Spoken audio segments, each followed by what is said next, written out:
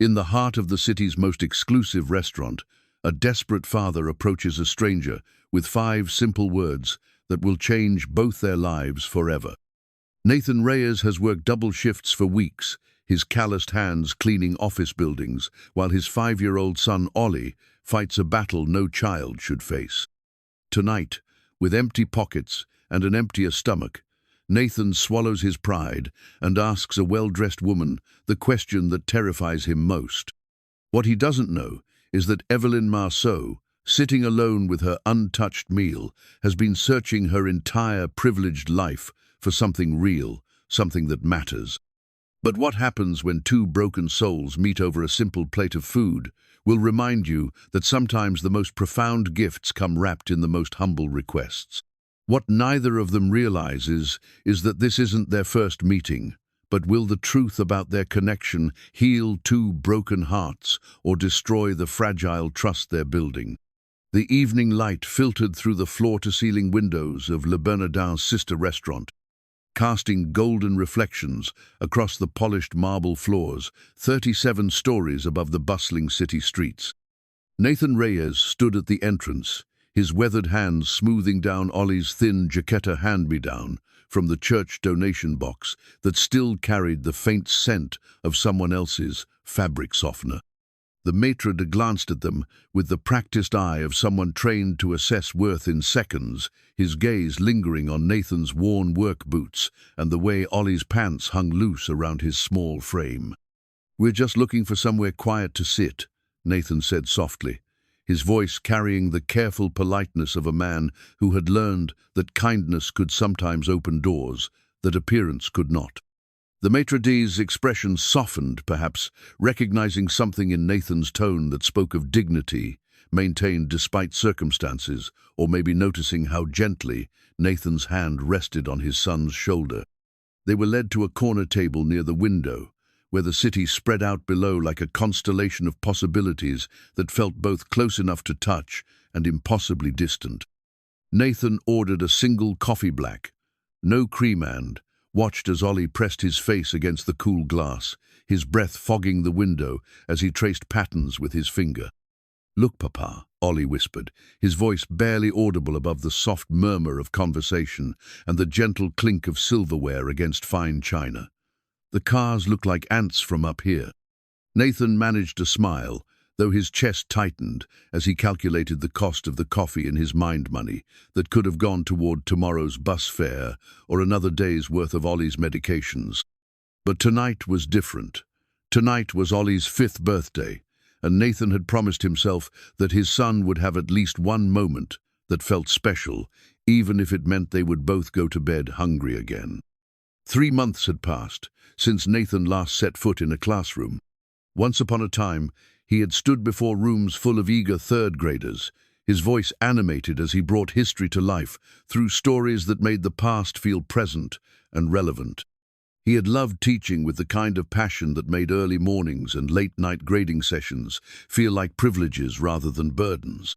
Sarah had often teased him about the way his eyes lit up when he talked about his students, how he would come home with tales of breakthrough moments and small victories that meant the world to 8-year-olds learning to read. But that was before the diagnosis that turned their world upside down, before the medical bills that multiplied faster than Nathan could work to pay them, before the choice between keeping his teaching job with its regular hours and taking the night shift janitor position that paid enough to cover Ollie's treatments but left him bone-tired and emotionally drained. The transition had been brutal. Nathan's hands, once soft from years of chalk and paper, had become rough and calloused from industrial cleaning supplies and heavy equipment. His back ached from bending over floors and reaching into corners that hadn't been properly cleaned in years. But the hardest part wasn't the physical toll, it was the way he felt invisible, moving through office buildings after hours like a ghost, cleaning up after people who would never know his name or understand that he had once shaped young minds with the same hands that now emptied their trash cans. Sarah would have known what to do. Sarah always knew what to do. She had possessed an intuitive wisdom about people and situations that Nathan had come to rely on during their 7 years of marriage. When Ollie was born with complications that would require lifelong management, Sarah had thrown herself into research with the determination of a woman who refused to accept limitations.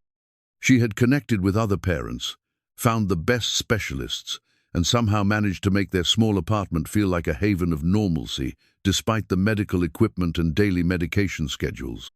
Her death had been sudden, a car accident on a rainy Tuesday morning while she was driving to pick up Ollie's prescription. Nathan still remembered the phone call, the way the world had seemed to tilt on its axis as the voice on the other end explained what had happened. In that moment, he had lost not just his wife and his best friend, but his partner in navigating the complex world of childhood chronic illness. Across the restaurant, Evelyn Marceau sat alone at a table that could have comfortably seated six, her untouched salmon growing cold as she stared out at the same city lights that had captivated Ollie. At 52, she carried herself with the composed elegance of someone who had learned to navigate social situations with the same precision she brought to her food critiques. Her silver hair was pulled back in a style that spoke of expensive salons and careful maintenance, and her jewelry, understated but undoubtedly valuable, caught the ambient light with each subtle movement. To most observers, Evelyn Marceau lived a life that others could only dream of. Her food reviews were published in 3 major magazines. Her opinion could make or break a restaurant's reputation, and her inherited wealth meant that she never had to worry about mundane concerns like grocery budgets or mortgage payments. She owned a penthouse apartment with a view of Central Park, a house in the Hamptons, and enough savings to ensure that neither she nor her hypothetical heirs would ever want for anything. But wealth, Evelyn had learned, was a peculiar thing. It could buy comfort and security, but it couldn't purchase the things that seemed to matter most: connection, purpose, the simple joy of being needed by someone who valued your presence more than your bank account. She had spent the better part of 2 decades building walls around herself, convincing herself that independence was preferable to the messiness of human relationships. The estrangement from her family had begun slowly, so gradually that she hadn't noticed the growing distance until it had become a chasm too wide to cross. Her parents had died within 6 months of each other 3 years ago, and Evelyn had stood at their funerals feeling like a stranger among her own relatives. Her younger sister Sarah had tried to maintain contact for a while, sending Christmas cards and birthday wishes that Evelyn had acknowledged with polite but distant responses. Eventually, even Sarah had stopped trying, and Evelyn had told herself that she preferred the silence. The irony wasn't lost on her that she spent her professional life writing about meals designed to bring people together while she ate most of her own meals alone. Tonight's dinner was supposed to be research for a review of the restaurant's new executive chef, but she found herself unable to focus on the nuanced flavors and presentation techniques that would normally capture her complete attention. Instead, she watched the father and son in the corner, noting the way the man's eyes never left his child, the gentle patience in his voice as he answered questions about the city lights below. There was something achingly familiar about their dynamic tenderness that reminded her of memories she had pushed deep into the recesses of her mind. The little boy couldn't be more than 5, she estimated, with dark hair that fell into his eyes and a smile that transformed his thin face into something luminous. Despite his obvious illness, she could see the telltale signs of chronic medical treatment in his pale complexion, and the careful way he moved there was an energy about him that spoke of resilience and joy. His father looked exhausted, the kind of bone-deep tiredness that couldn't be cured by a single night's sleep, but his attention never wavered from his son. Evelyn found herself thinking about choices, the ones she had made and the ones she had avoided. She thought about the nieces and nephews she barely knew, the family gatherings she had declined, the relationships she had let wither from neglect. She thought about Sarah, who had sent her a birth announcement 5 years ago that Evelyn had acknowledged with a gift card and a brief note of congratulations. The waiter approached Nathan's table, refilling his coffee cup with the kind of attentive service that Le Bernardin was known for. Evelyn watched as Nathan's face flushed, slightly perhaps embarrassed by the attention, or maybe concerned about the implication that he should order something more substantial to justify occupying the table. She saw him glance at the menu, then quickly look away, his jaw tightening in a way that suggested he was fighting some internal battle. It was then that their eyes met across the restaurant. Nathan's gaze had wandered as Ollie entertained himself with the view, and for a moment their eyes locked in one of those brief connections that sometimes happen between strangers. Evelyn saw something in his expression that she recognized, a mixture of pride and desperation, love and fear, the complex emotions of someone trying to hold everything together through sheer force of will.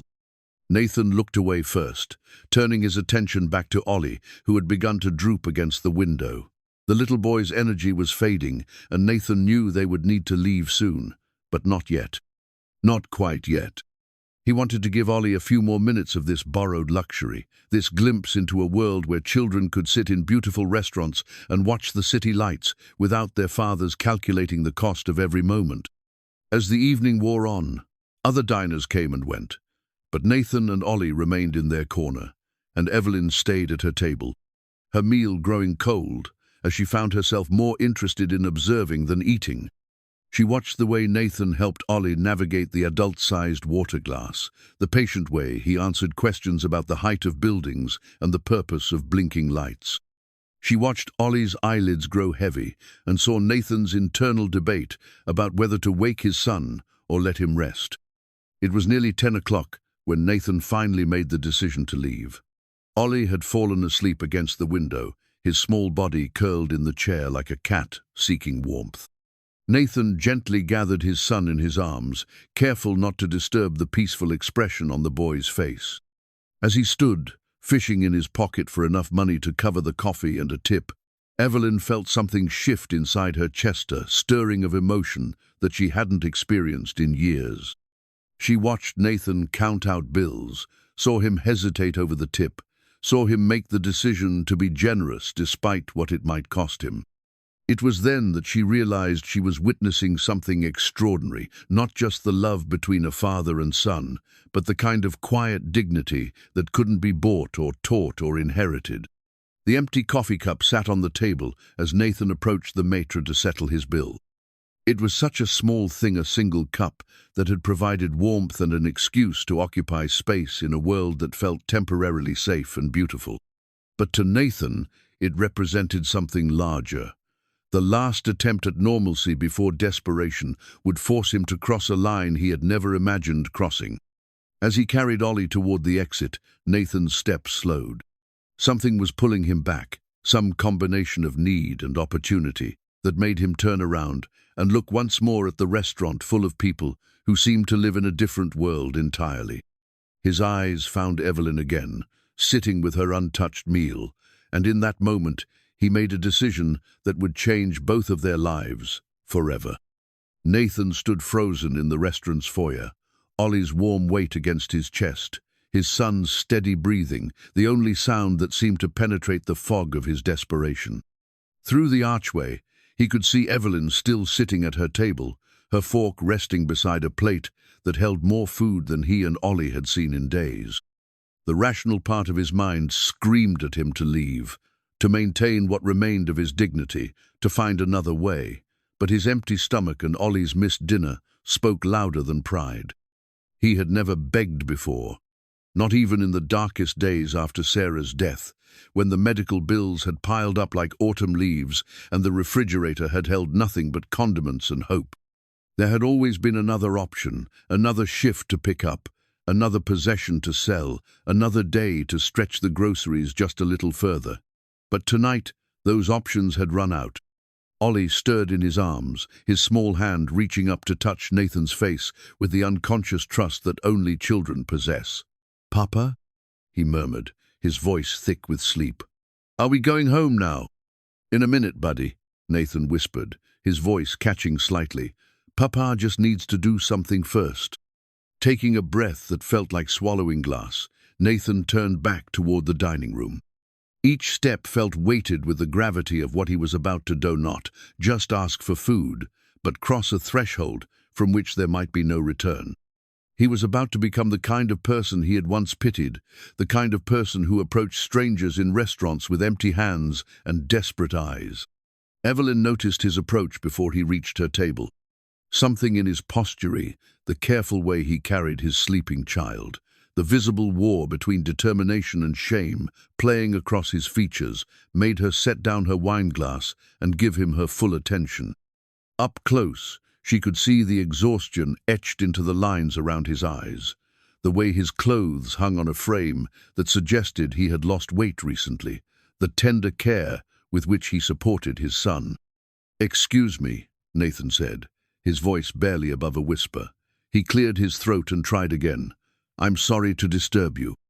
Evelyn had been approached by strangers before, usually people who recognized her from her book jacket photos or magazine articles, occasionally someone seeking a restaurant recommendation or hoping for a moment of her time. But this felt different. This man wasn't looking at her with the calculated interest of someone seeking favor or connection. Instead, his eyes held something raw and honest that made her chest tighten unexpectedly.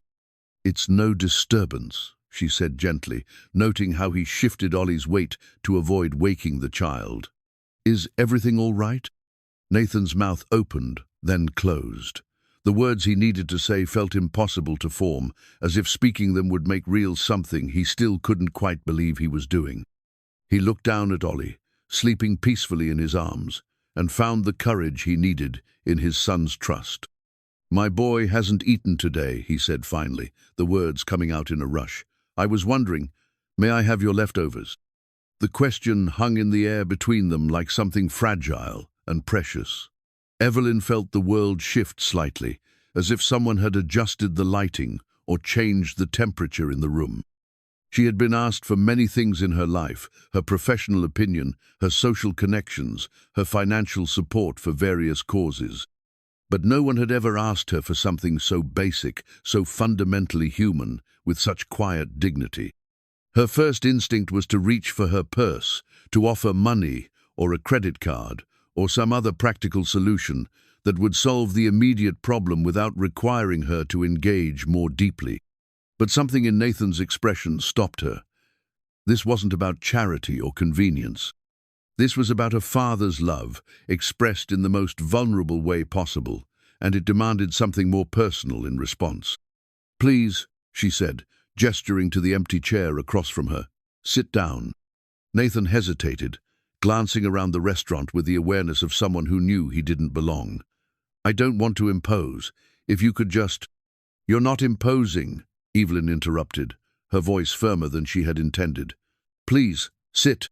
There was something in her tone that brooked no argument, not unkind, but authoritative, in a way that suggested she was accustomed to being obeyed. Nathan found himself lowering into the chair, adjusting Ollie so the little boy could rest more comfortably against his shoulder. The leather chair was softer than anything in their small apartment, and he felt acutely aware of how out of place he must look. Evelyn signaled the waiter with a subtle gesture that spoke of years of fine dining experience. When the young man approached their table, she looked at Nathan with an expression that was both gentle and determined. "What does your son like to eat?" she asked. Nathan blinked, confused by the question. "I'm sorry?" "Your son," Evelyn repeated patiently. "What are his favorite foods?" We're not." Nathan struggled to understand what was happening. "I just asked for your leftovers." "And I'm asking what your son likes to eat," Evelyn said with the kind of quiet insistence that suggested this was not a negotiation. "Does he like chicken? Pasta? Something simple?" Nathan felt tears threatening at the corners of his eyes. This wasn't what he had expected, wasn't what he had prepared himself for. He had been ready for rejection, had steeled himself for pity or disgust, or the kind of polite dismissal that might have preserved some fragment of his dignity. He hadn't been prepared for kindness. "He likes grilled cheese," Nathan said quietly, "and tomato soup. Simple things." Evelyn turned to the waiter, who had been standing nearby with the professional patience of someone trained to accommodate unusual requests. Could the kitchen prepare a grilled cheese sandwich and a bowl of tomato soup, something gentle for a child? "Of course, madam." the waiter replied without missing a beat. "And for you, sir?" Nathan started to protest, but Evelyn cut him off with a look. "The soup sounds lovely," she said to the waiter. "Make it 2 bowls, and perhaps some bread on the side." As the waiter departed, Evelyn reached across the table and gently touched Ollie's forehead. The little boy stirred at her touch, his eyes fluttering open with the disoriented confusion of someone waking in an unfamiliar place. "Hello there," Evelyn said softly, her voice taking on a warmth that Nathan hadn't heard in their previous exchange. "I'm Evelyn. What's your name?" Ollie looked up at his father uncertainly, then back at the kind-faced woman who was smiling at him. "Ollie," he said in a small voice, "are you a princess?" Evelyn laughed, a sound that seemed to surprise her as much as it did Nathan. "Why would you think I'm a princess?" "You're pretty," Ollie said with the matter-of-fact honesty of a 5-year-old. "And this place looks like a castle." "Well, I'm not a princess," Evelyn said. "But I think this place is pretty special too. Are you hungry, Ollie?" The little boy nodded solemnly, and Nathan felt his chest tighten with a mixture of gratitude and shame. He wanted to explain, to somehow make this woman understand that they weren't the kind of people who usually needed help, that this was an aberration rather than a pattern. But the words wouldn't come. "The kitchen is making you something special," Evelyn continued, speaking directly to Ollie. "Do you like grilled cheese?" Ollie's eyes widened with an excitement that made Nathan's heart ache. "I love grilled cheese. Papa used to make it for me, but we don't have." He stopped abruptly, looking up at Nathan with the sudden awareness that he might have said something wrong. "It's okay, buddy," Nathan murmured, smoothing his son's hair. "It's okay." But Evelyn had caught the unfinished sentence, and Nathan could see understanding dawn in her eyes. She didn't comment on it directly, instead keeping her attention focused on Ollie as the food arrived with impressive speed. The grilled cheese sandwich was perfect golden brown and cut into triangles that were exactly the right size for small hands. The tomato soup arrived in a bowl with a handle, clearly chosen with a child in mind. Nathan watched as Ollie's face lit up with genuine joy, the kind of uncomplicated happiness that children could find in simple pleasures. "Can I really eat this?" Ollie asked, looking between Nathan and Evelyn as if he couldn't quite believe his good fortune. "It's all yours," Evelyn said, and Nathan was surprised to see tears gathering in her eyes as she watched his son take his first bite. As Ollie ate with the focused intensity of someone who had learned not to take food for granted, Nathan found himself studying the woman across from him. She was watching his son with an expression he couldn't quite read, something deeper than casual kindness, something that spoke of personal understanding rather than abstract charity. "Thank you," Nathan said quietly, the words feeling inadequate for what she had done. "You don't know what this means." Evelyn met his eyes across the table, and for a moment the sophisticated veneer dropped away entirely. "Yes," she said simply, "I think I do." In that exchange of glances, something fundamental shifted between them. What had begun as a desperate request from a stranger had become something more complex, a recognition of shared humanity, of the ways that life could humble and surprise and transform in the space of a single conversation. Ollie finished his sandwich and looked up at Evelyn with sticky fingers and a satisfied smile. "That was the best grilled cheese ever," he announced with the solemnity of a food critic delivering a professional verdict. "I'm so glad you enjoyed it," Evelyn replied, and Nathan could hear genuine pleasure in her voice. She had found something in this simple act of feeding a hungry child that all her professional success and personal wealth had never provided, the deep satisfaction of meeting someone's most basic need. As the evening wound down and Ollie's eyelids began to droop again, Nathan knew that something irreversible had happened. He had crossed a line he never thought he would cross, but instead of finding shame on the other side, he had discovered grace. This woman, this stranger, had seen him at his most vulnerable and had responded not with judgment, but with an open heart. Neither of them could have predicted that this moment would become the foundation for something larger, something that would transform both of their lives in ways they couldn't yet imagine. But as Nathan gathered Ollie in his arms once again, and as Evelyn watched them prepare to leave, Both understood that they had participated in something sacred, the kind of human connection that reminded them why dignity and compassion mattered, even in a world that often seemed to value neither. 3 days had passed since the restaurant encounter, and Nathan found himself thinking about Evelyn Marceau at the most unexpected moments. While mopping the floors of the downtown office building where he worked nights, while waiting in line at the free clinic for Ollie's medication refill, while lying awake in the pre-dawn hours, listening to his son's sometimes labored breathing, the memory of her kindness surfaced like a gentle tide, bringing with it a complicated mixture of gratitude and discomfort. He had tried to research her online using the computer at the public library, typing her name into the search engine with the hesitant curiosity of someone venturing into unfamiliar territory. The results had been overwhelming, page after page of restaurant reviews, magazine articles, mentions in society pages that documented a life lived entirely outside his experience.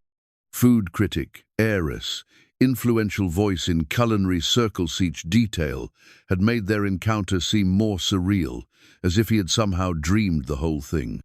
But then he would remember the way her eyes had filled with tears watching Ollie eat, the genuine warmth in her voice when she spoke to his son, and he knew it had been real. Real, and somehow more meaningful than any of the professional accolades that filled her public biography. The business card sat on their small kitchen table like an unexploded device. Evelyn had pressed it into his hand as they left the restaurant, her fingers warm against his palm as she folded his reluctant fingers around the heavy cardstock. "In case you need anything," she had said simply, but Nathan heard layers of meaning in those words that he wasn't sure he was ready to unpack. "Papa, who is that lady?" Ollie asked on Thursday morning as Nathan prepared his medicacionsa complex routine involving multiple pills crushed into applesauce and careful timing that had become as natural as breathing over the past 3 years. Nathan paused in his measuring, considering how to answer. "Her name is Miss Evelyn. She was very kind to us the other night. She smelled like flowers," Ollie observed with the specific memory that children have for sensory details. "And she had sad eyes, like you do sometimes." The observation caught Nathan off guard.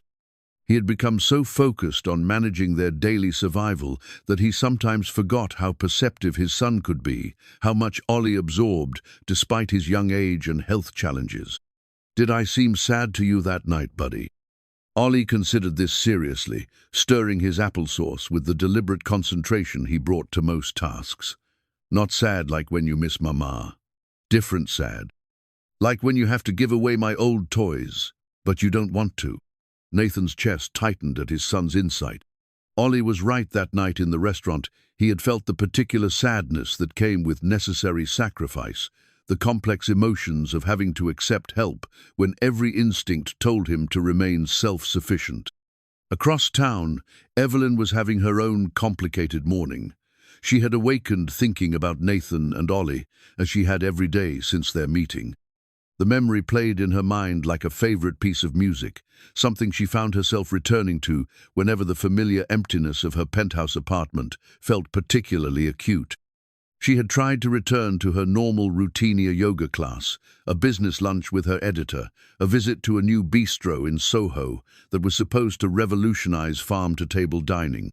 But everything felt different now, as if that encounter had shifted her perspective in ways she was still trying to understand. The young father's dignity in asking for help had haunted her. The way he had swallowed his pride for his son's sake reminded her of sacrifices she had never had to make. Love expressed through actions rather than words. It made her think about her own relationships, or rather, the absence of them, with a clarity that was both illuminating and uncomfortable. Her housekeeper, Maria, noticed the change immediately. "You seem different this week, Miss Evelyn," she observed while preparing Evelyn's usual breakfast of steel-cut oats and fresh berries. "More present, if you don't mind me saying." Evelyn looked up from her laptop, where she had been staring at a half-written review without really seeing the words. "Present, like you're thinking about real things instead of just." Maria gestured vaguely at the pristine apartment with its museum, quality furnishings, and carefully curated artwork.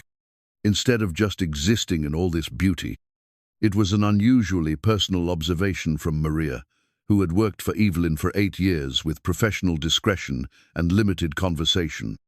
But something in Evelyn's demeanor must have invited the comment, some softening that made her seem more approachable than usual. "I met someone," Evelyn said, then immediately felt foolish for the way it sounded. "A father and his son. They reminded me of something I'd forgotten."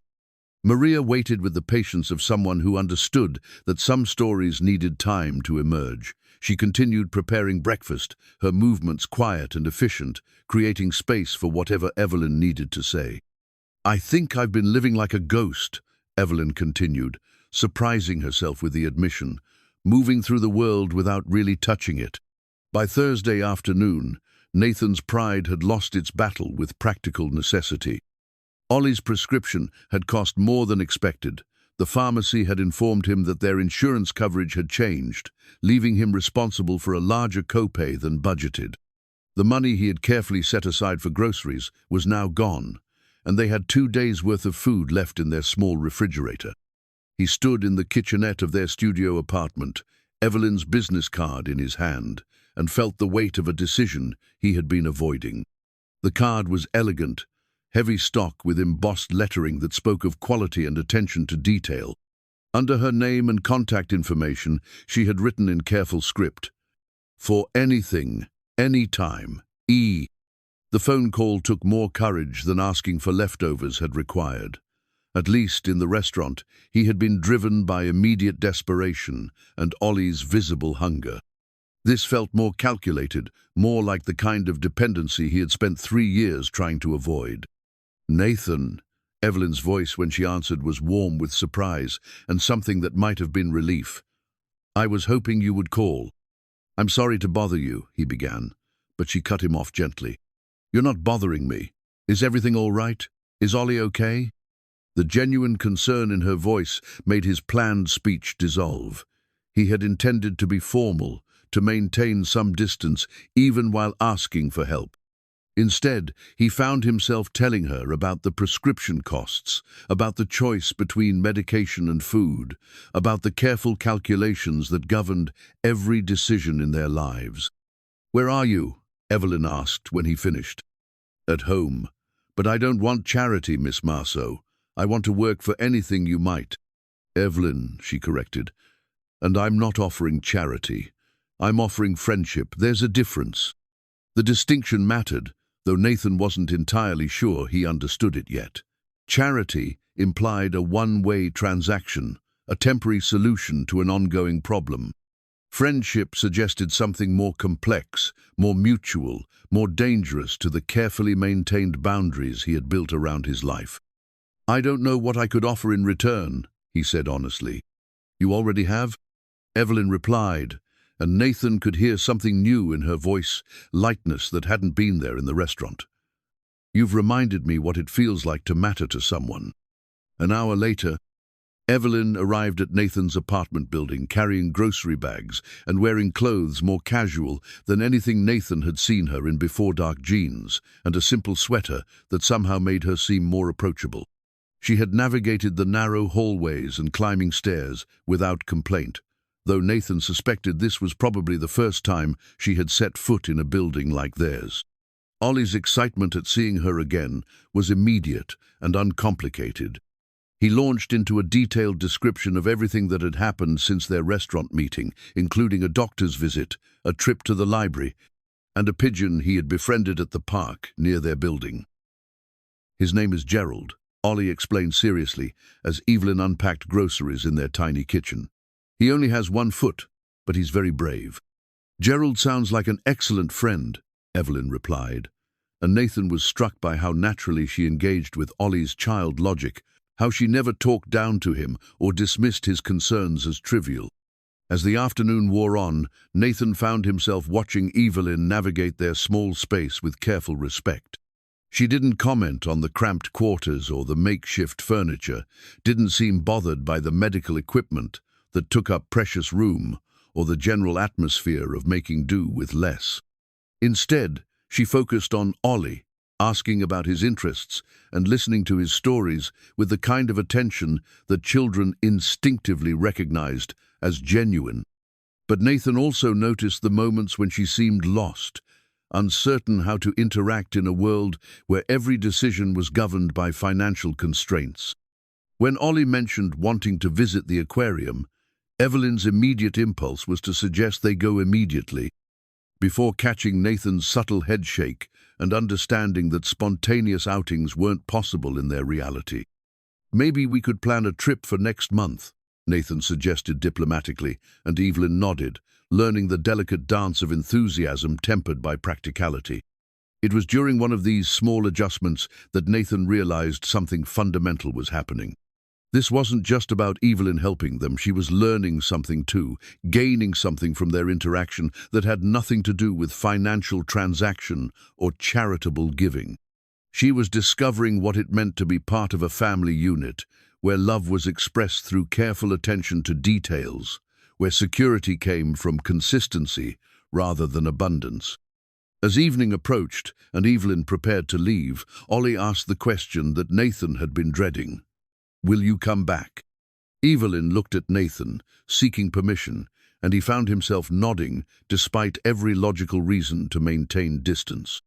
Something about her presence had made their small apartment feel less like a temporary shelter and more like a home, and Ollie's happiness was worth whatever complications might follow. "If your papa says it's okay," Evelyn replied, "I would love to come back." Later that night, after Ollie had fallen asleep clutching a small stuffed elephant that Evelyn had quietly placed among the groceries, Nathan sat at their kitchen table thinking about bridges and walls. For 3 years, he had built walls around their lives, not from meanness or antisocial tendencies, but from the practical necessity of managing their challenges without outside interference. But Evelyn had somehow found a way through those walls without breaking them down entirely. She had shown respect for their autonomy while offering genuine support, had engaged with their reality without trying to change it fundamentally. It was a delicate balance that suggested she understood something about dignity that many people missed. The business card lay on the table beside Ollie's drawing from earlier that afternoon, a picture of 3 people holding hands outside what might have been the restaurant or might have been their apartment building. In Ollie's artistic interpretation, all 3 figures were smiling, and above them he had drawn a yellow sun with an unusually cheerful expression. Nathan touched the edge of the drawing, thinking about friendship and need, about the complicated mathematics of accepting help without losing oneself. Tomorrow would bring new challenges, new calculations of resources and requirements.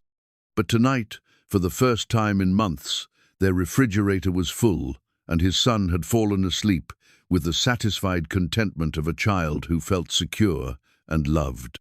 It was a beginning, though of what exactly Nathan wasn't yet sure.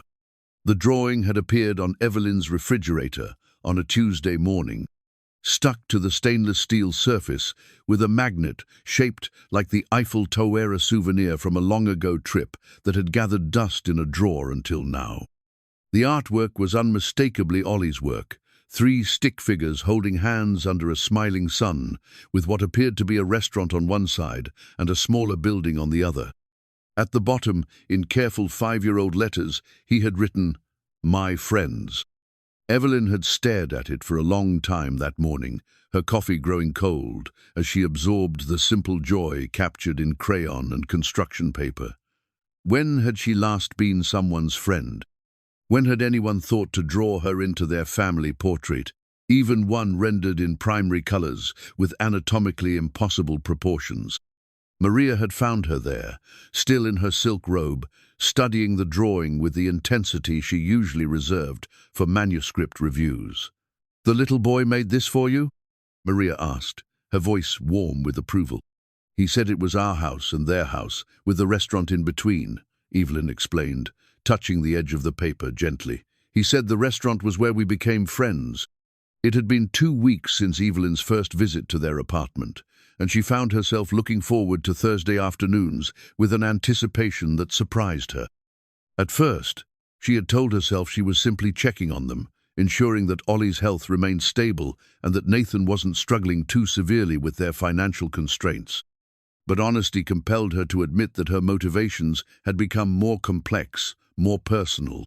Nathan had been right to be cautious about her involvement in their lives.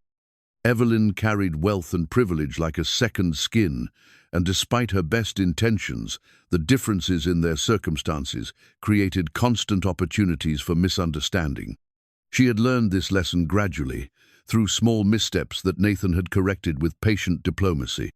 There had been the incident with the toy store, when she had offered to buy Ollie anything he wanted and had been gently but firmly redirected toward a single, modest item that wouldn't overwhelm their small living space or create unrealistic expectations. There had been her suggestion that Nathan take time off work to focus on job hunting in his teaching field, before understanding that their health insurance was tied to his current position and couldn't be interrupted. There had been her impulsive idea to hire a private tutor for Ollie, until Nathan explained that consistency and routine mattered more than accelerated academics for a child managing chronic illness. Each correction had been delivered without resentment or accusation, but Evelyn could see the effort it required for Nathan to maintain such patience. He was walking a careful line between accepting her friendship and protecting his family's autonomy, and she was learning to respect boundaries she had never had to consider before. The breakthrough had come during her third visit, when Nathan had begun sharing stories about Sarah. It had started with Ollie asking why he didn't have a mama like some of the other children at the library's story time, and Nathan's explanation had been matter-of-fact, but tinged with the kind of grief that never fully healed. Mama got sick. Ollie had told Evelyn with the solemn certainty of a child repeating a familiar explanation. But she loved me very much, and Papa says she still watches over us. Evelyn had felt something shift in her chest at those words, a recognition that went deeper than sympathy. She found herself asking questions about Sarah, what she had been like, how she and Nathan had met, what kind of mother she had been. Nathan's answers painted a picture of a woman who had been practical and warm, devoted to her family, capable of finding joy in simple moments. "She would have liked you," Nathan had said quietly while Ollie played with his blocks nearby. "Sarah believed in the goodness of people, even when they couldn't see it themselves." The comment had stayed with Evelyn for days afterward, partly because it suggested that Nathan saw goodness in her that she wasn't sure she possessed, and partly because it was the first time someone had spoken about her in the context of a relationship she would never have. Sarah remained a presence in their small apartment, in the photographs on the wall, in the gentle way Nathan spoke about parenting decisions, in Ollie's occasional references to things his mama had told him before she died. Rather than feeling like an intrusion on grief, Evelyn found herself grateful to learn about Sarah. It helped her understand the depth of loss that Nathan carried, the way he had rebuilt his life around the single priority of caring for Ollie. It also helped her recognize the trust he was showing by allowing her into their carefully constructed world. During her fourth visit, Evelyn had brought photo albums from her own life, pictures from her travels, images from restaurant openings and food festivals, a visual tour of the professional world that had occupied most of her adult years. Ollie had been fascinated by the exotic locations and elaborate dishes, asking endless questions about places she had been and things she had eaten. But it was Nathan's response that had surprised her. As he flipped through the albums, he had commented thoughtfully on the composition of certain photographs, the way light had been captured in particular images, the storytelling quality of candid moments between formal poses. "You have a good eye," he had said, pausing at a picture of her standing beside a small temple in Kyoto, prayer flags fluttering in the background. "This isn't just tourism photography. You're documenting something deeper." The observation had been unexpected and perceptive, and it had prompted Evelyn to share more about her motivations for travel, her interest in how different cultures approached food and celebration and community. She found herself talking about the loneliness that had sometimes accompanied her adventures, the way she had often felt like an observer rather than a participant in the experiences she documented. "Sometimes I think I've spent my whole life watching other people live," she had admitted, and Nathan had nodded with the understanding of someone who recognized the sentiment. It was during this conversation that Nathan had mentioned his own background in education, his love for teaching that had been interrupted by circumstance rather than choice. Evelyn had listened as he described the satisfaction of watching children discover new concepts, the way a well-timed question could unlock understanding, the particular joy of seeing struggling students find their confidence. "I miss it," he had said simply. "Not just the work, but the feeling of building something that mattered, of helping someone become more than they thought they could be." Evelyn had heard wistfulness in his voice, and she had begun to understand that Nathan's current situation represented not just financial struggle, but professional loss as well. He wasn't just a man working night shifts to pay medical bills. She was an educator whose calling had been sidelined by necessity, a teacher whose gifts were being underutilized in service of more immediate needs. The realization had sparked an idea that she was still developing, a possibility that might address Nathan's professional aspirations while respecting the boundaries he had established around accepting help. But she was learning to move slowly, to consider implications before acting, to value Nathan's judgment about what would work for his family.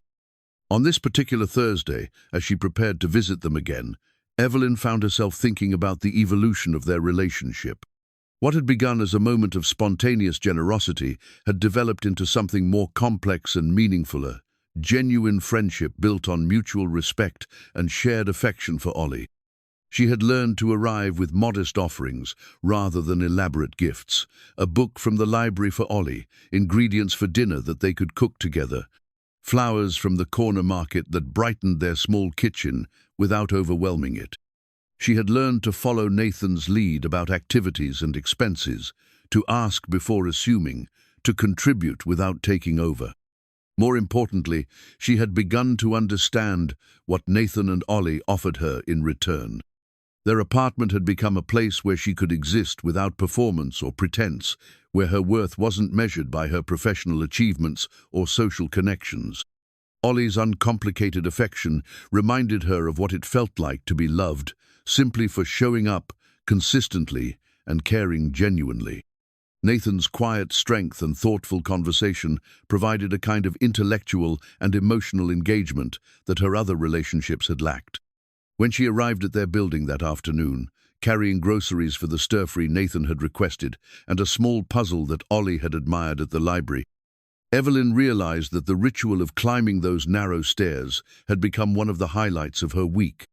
Not because she was performing some charitable act, but because she was going to spend time with people who had become genuinely important to her.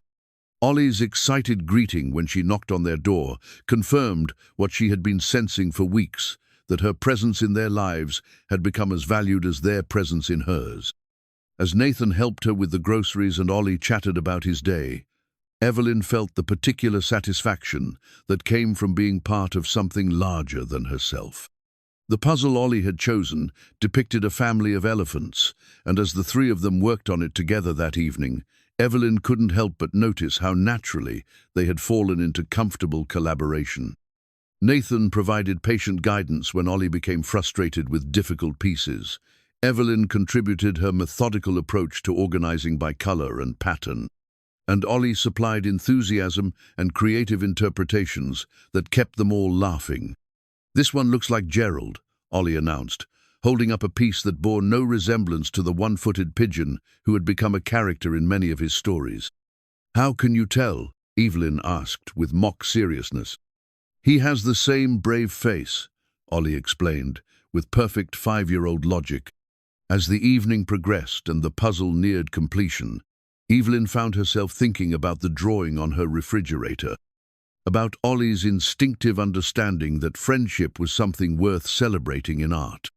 She thought about Nathan's growing willingness to share his thoughts and memories, about the way their conversations had deepened beyond simple pleasantries into real exchange of ideas and experiences.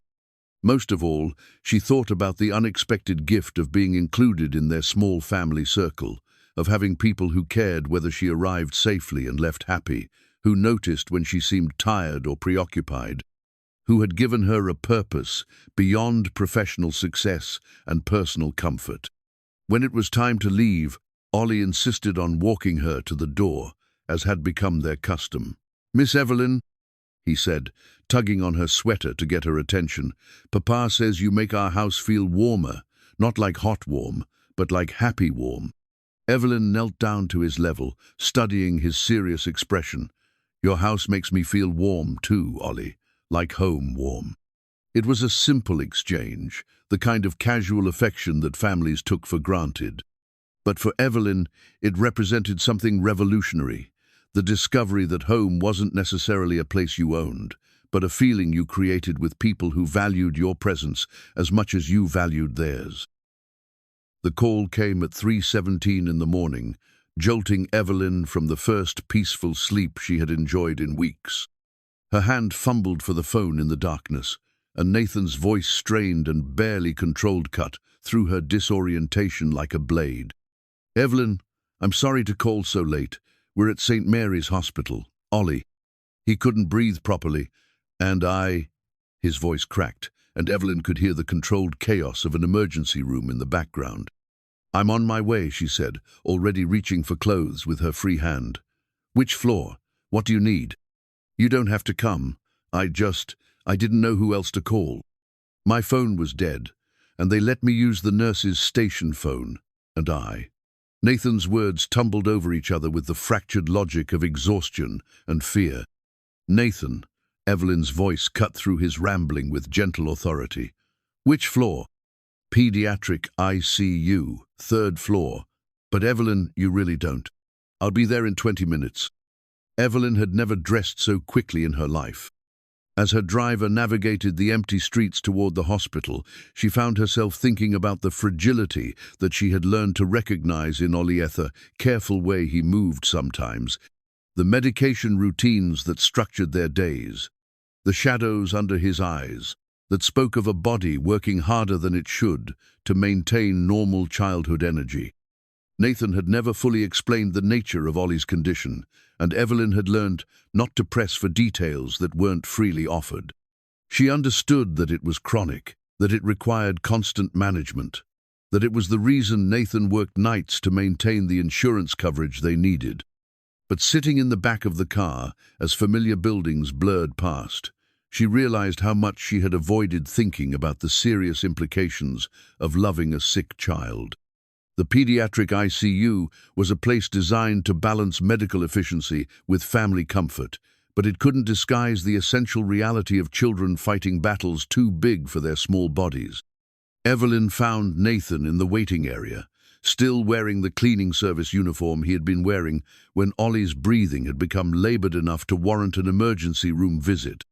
He looked up when she approached, and Evelyn saw something in his expression that she had never seen before, the particular terror of a parent watching their child suffer beyond their ability to help.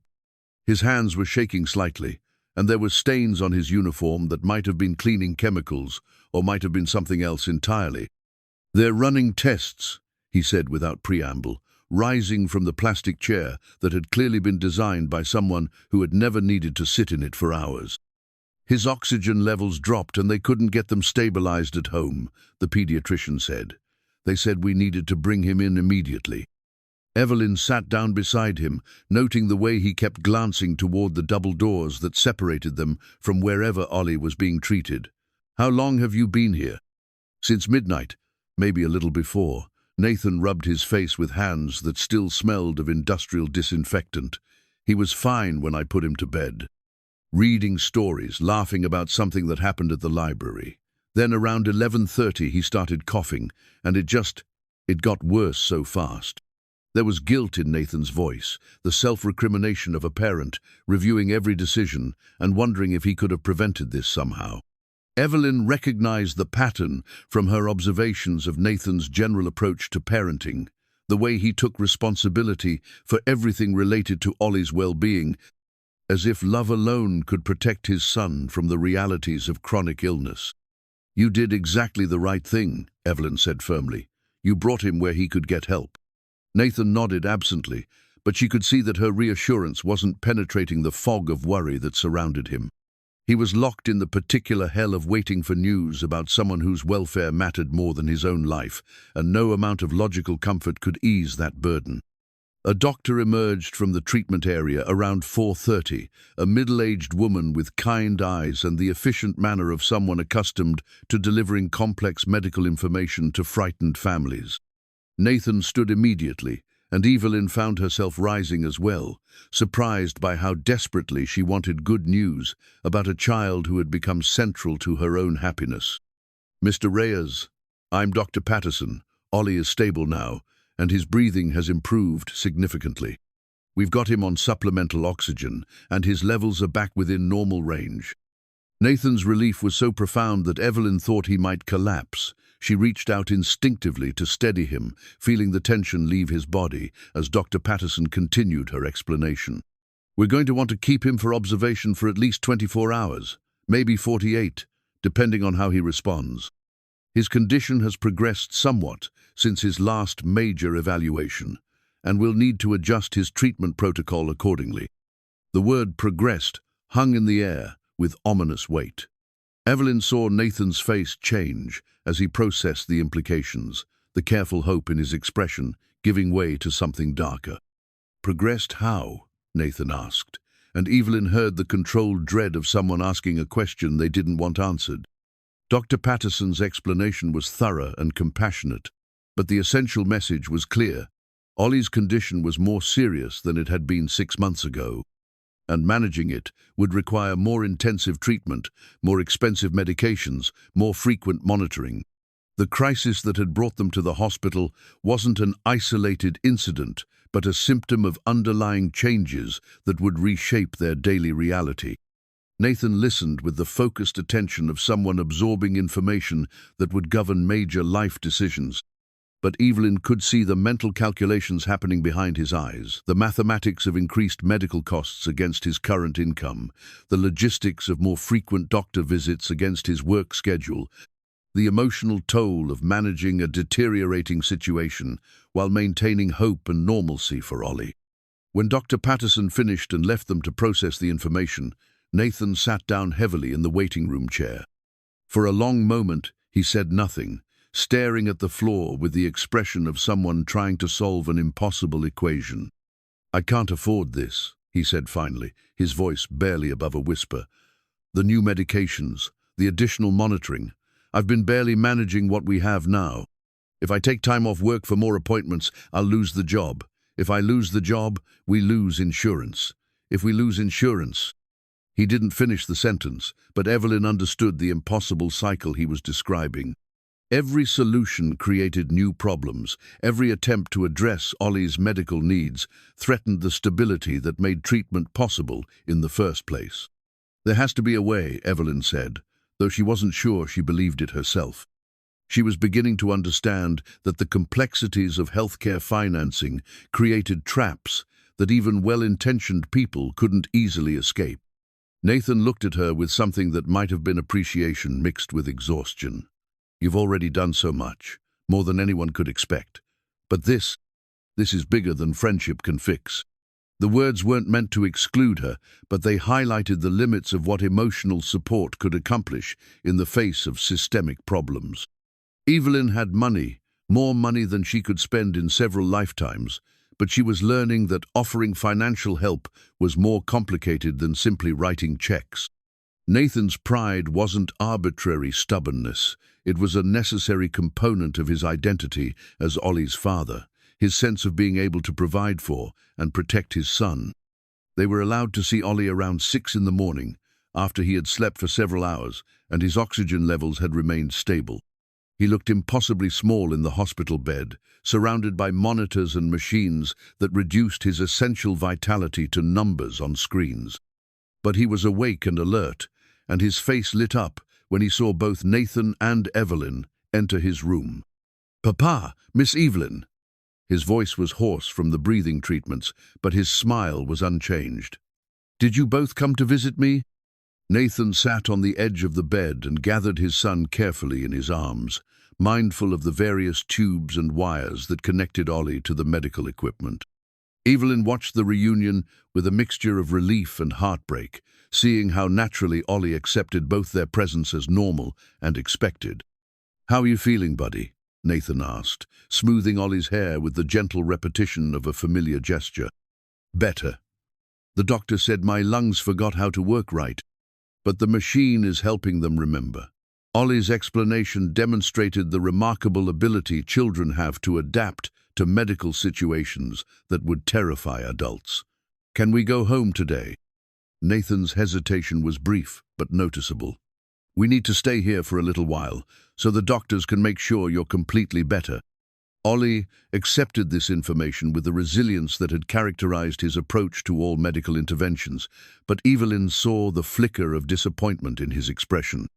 Hospital stays meant disrupted routines, uncomfortable beds, and the constant presence of strangers monitoring his bodily functions.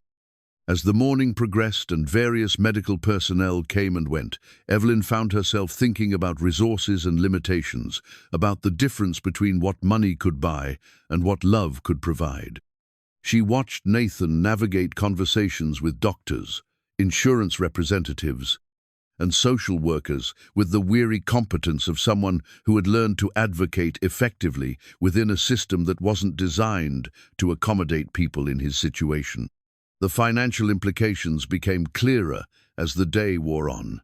The new treatment protocol would cost significantly more than their current insurance would cover, and the gap between coverage and need was substantial enough to represent a crisis that extended far beyond the immediate medical emergency. Nathan handled each conversation with dignity and careful attention to detail, but Evelyn could see the strain building behind his composed exterior. By afternoon, he was moving with the mechanical efficiency of someone running on willpower alone, his emotional reserves depleted by hours of worry and complex decision-making.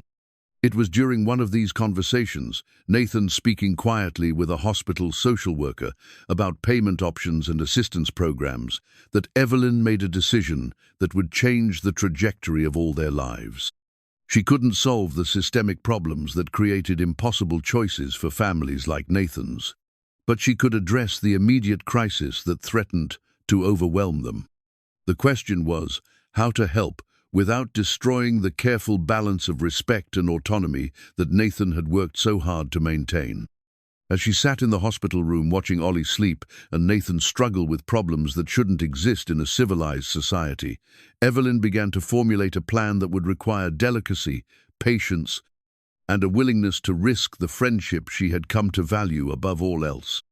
The envelope arrived on a Tuesday morning, slipped under Nathan's apartment door sometime between his return from the hospital at dawn and Ollie's afternoon nap. It was thick, cream-colored paper, the kind used for wedding invitations or formal announcements, with Nathan's name written in elegant script across the front.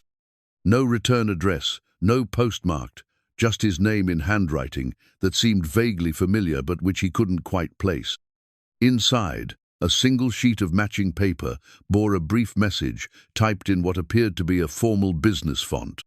The medical expenses for Oliver Reyes have been covered in full through the hospital's anonymous benefactor program. All future treatments related to his current condition will be handled through the same arrangement. No action is required on your part. Nathan read the letter 3 times before the words began to make sense. He had been operating on so little sleep that his comprehension felt sluggish, but the essential message was clear. Someone had paid Ollie's bills, all of them. Not just the current hospitalization, but future treatments as well. His first instinct was relief, so profound it made him dizzy. For 48 hours, he had been running calculations in his head, trying to figure out how to manage increased medical costs that exceeded his income by a significant margin. He had been researching second jobs, considering selling their few valuable possessions, even contemplating the possibility of relocating to a state with better Medicaid coverage. The anonymous gift eliminated all of those desperate contingencies in a single stroke. His second instinct was suspicion. Anonymous benefactors existed primarily in movies and fairy tales, not in the real world of bureaucratic hospital billing departments and insurance copays. Someone had to be behind this, someone with substantial resources and knowledge of their specific situation. The list of people who met those criteria was very short.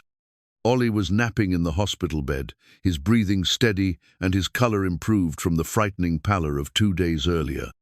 Nathan sat in the chair beside the bed, the mysterious letter in his hands, and found himself thinking about the past 6 weeks since Evelyn had entered their lives. Her presence had brought unmistakable benefits, not just the practical help with groceries and bills, but the emotional support that came from having another adult who cared about Ollie's well-being. But it had also brought complications that Nathan was still learning to navigate. The difference in their financial circumstances created constant opportunities for misunderstanding. What seemed like small gestures to Evelyn, a dinner at a restaurant, a book Ollie had admired, a toy that caught her attention, represented significant expenses in Nathan's world. He had grown skilled at gracefully accepting help while maintaining boundaries. But the anonymous letter suggested that someone had decided those boundaries were insufficient. When Evelyn arrived for her afternoon visit, Nathan was ready for the conversation he had been dreading. She entered the hospital room with her usual quiet grace, carrying flowers for the windowsill and a new book for Ollie's collection. Her greeting was warm but careful. She had learned to read the subtle signs of Nathan's emotional state, and something in his expression must have alerted her to his mood. "How is he today?" she asked, settling into the chair on the opposite side of Ollie's bed. "Better. The doctors are pleased with his progress." Nathan's voice was neutral, giving nothing away. "We might be able to go home tomorrow if his numbers stay stable." "That's wonderful news." Evelyn's relief was genuine, but Nathan could see her registering his lack of enthusiasm. "Is something wrong?" Nathan handed her the letter without comment, watching her face as she read. He saw recognition flicker in her expression, not surprise, but the careful neutrality of someone who had been expecting this conversation. "Nathan," she began, but he held up a hand to stop her. "Please don't insult my intelligence by denying it," he said quietly, mindful of Ollie sleeping nearby. "There aren't many people who know enough about our situation to arrange something like this, and fewer still with the resources to make it happen." Evelyn folded the letter carefully, her movements deliberate and controlled. When she looked up, her expression was composed, but not defensive. "You're right, it was me." The admission hung in the air between them like something fragile and dangerous. Nathan had known it was true, but hearing her confirm, it still felt like a betrayal of the careful trust they had built over the past weeks. "Why?" he asked, and the single word carried all his frustration and confusion and wounded pride. "Because I could," Evelyn replied, simply. "Because Ollie needed help that was beyond your ability to provide, and I had the means to provide it." "That's not an answer." Evelyn was quiet for a long moment, her gaze moving between Nathan's tense expression and Ollie's peaceful sleep. When she spoke again, her voice carried a weight that suggested this conversation was as difficult for her as it was for him. "When I was Ollie's age, my grandfather became seriously ill. Cancer, they said, though they didn't explain it to me in those terms at the time. I just knew that he was in the hospital a lot, and that my parents were always worried about money and treatments and decisions I didn't understand." Nathan found himself listening despite his anger, caught by the personal nature of her explanation. "My family had money, not as much as I have now, but enough that medical bills shouldn't have been a crisis. But there were complications with insurance, delays in approvals, treatments that weren't covered. I watched my parents make the same impossible choices you've been facing, and I watched my grandfather suffer while bureaucrats decided whether his life was worth the cost of saving." Evelyn's hands were folded tightly in her lap, and Nathan could see that this memory still carried pain for her. He died while they were still arguing about coverage for an experimental treatment. Not because the treatment wasn't available, not because the doctors couldn't help him, but because the financial arrangements took too long to resolve. I was too young to understand the details, but I understood that money could have saved him, and that having money wasn't enough if you couldn't use it quickly enough. The parallel to their current situation was clear, but Nathan still felt the sting of having his autonomy compromised without his consent. "You should have asked me," he said. "You would have said no." "That was my right." "Yes," Evelyn agreed. "It was, and Ollie would have suffered for your pride." The words hit Nathan like a physical blow, partly because they were unfair, and partly because they contained just enough truth to be devastating. He had been prepared to let his son's health be compromised rather than accept charity. And while he could justify that decision as protecting their dignity and independence, the result would have been the same. "That's not fair," he said quietly. "No," Evelyn replied. "It's not. None of this is fair. It's not fair that you have to choose between your son's health and your self-respect. It's not fair that a child's medical needs can bankrupt a family. It's not fair that I have more money than I could spend in 10 lifetimes while you're counting quarters for laundry. But fair doesn't enter into it when a 5-year-old can't breathe." Ollie stirred in his sleep, making the small sounds that indicated he was beginning to wake up. Both adults immediately shifted their attention to him, their argument suspended by the more immediate need to present a united front for his benefit. "Papa?" Ollie's voice was sleepy but clear. "Miss Evelyn, are you having a discussion?" Nathan managed a smile that felt more natural than he had expected. "Just talking about boring grown-up things, buddy. How are you feeling?" "Hungry," Ollie announced, which was the best news Nathan had heard in days. "And I want to go home." "Soon," Nathan promised, and for the first time since reading the anonymous letter, he felt genuine gratitude alongside his wounded pride. Whatever his feelings about Evelyn's methods, the result was that Ollie would receive the care he needed without the family losing their home or Nathan losing his job. As the afternoon progressed and Ollie's energy returned, Nathan found himself observing Evelyn with new awareness. Her interaction with Ollie was unchanged, warm, attentive, genuinely delighted by his questions and observations. But there was a tension in her shoulders that hadn't been there before, a careful attention to Nathan's responses that suggested she was as uncertain about their friendship's future as he was. The conversation they needed to have would require privacy and time, neither of which was available in a hospital room with an energetic 5-year-old. But Nathan could see that Evelyn understood the stakes as clearly as he did. She had made a unilateral decision that solved their immediate crisis while potentially destroying the trust that had made their relationship valuable to all of them.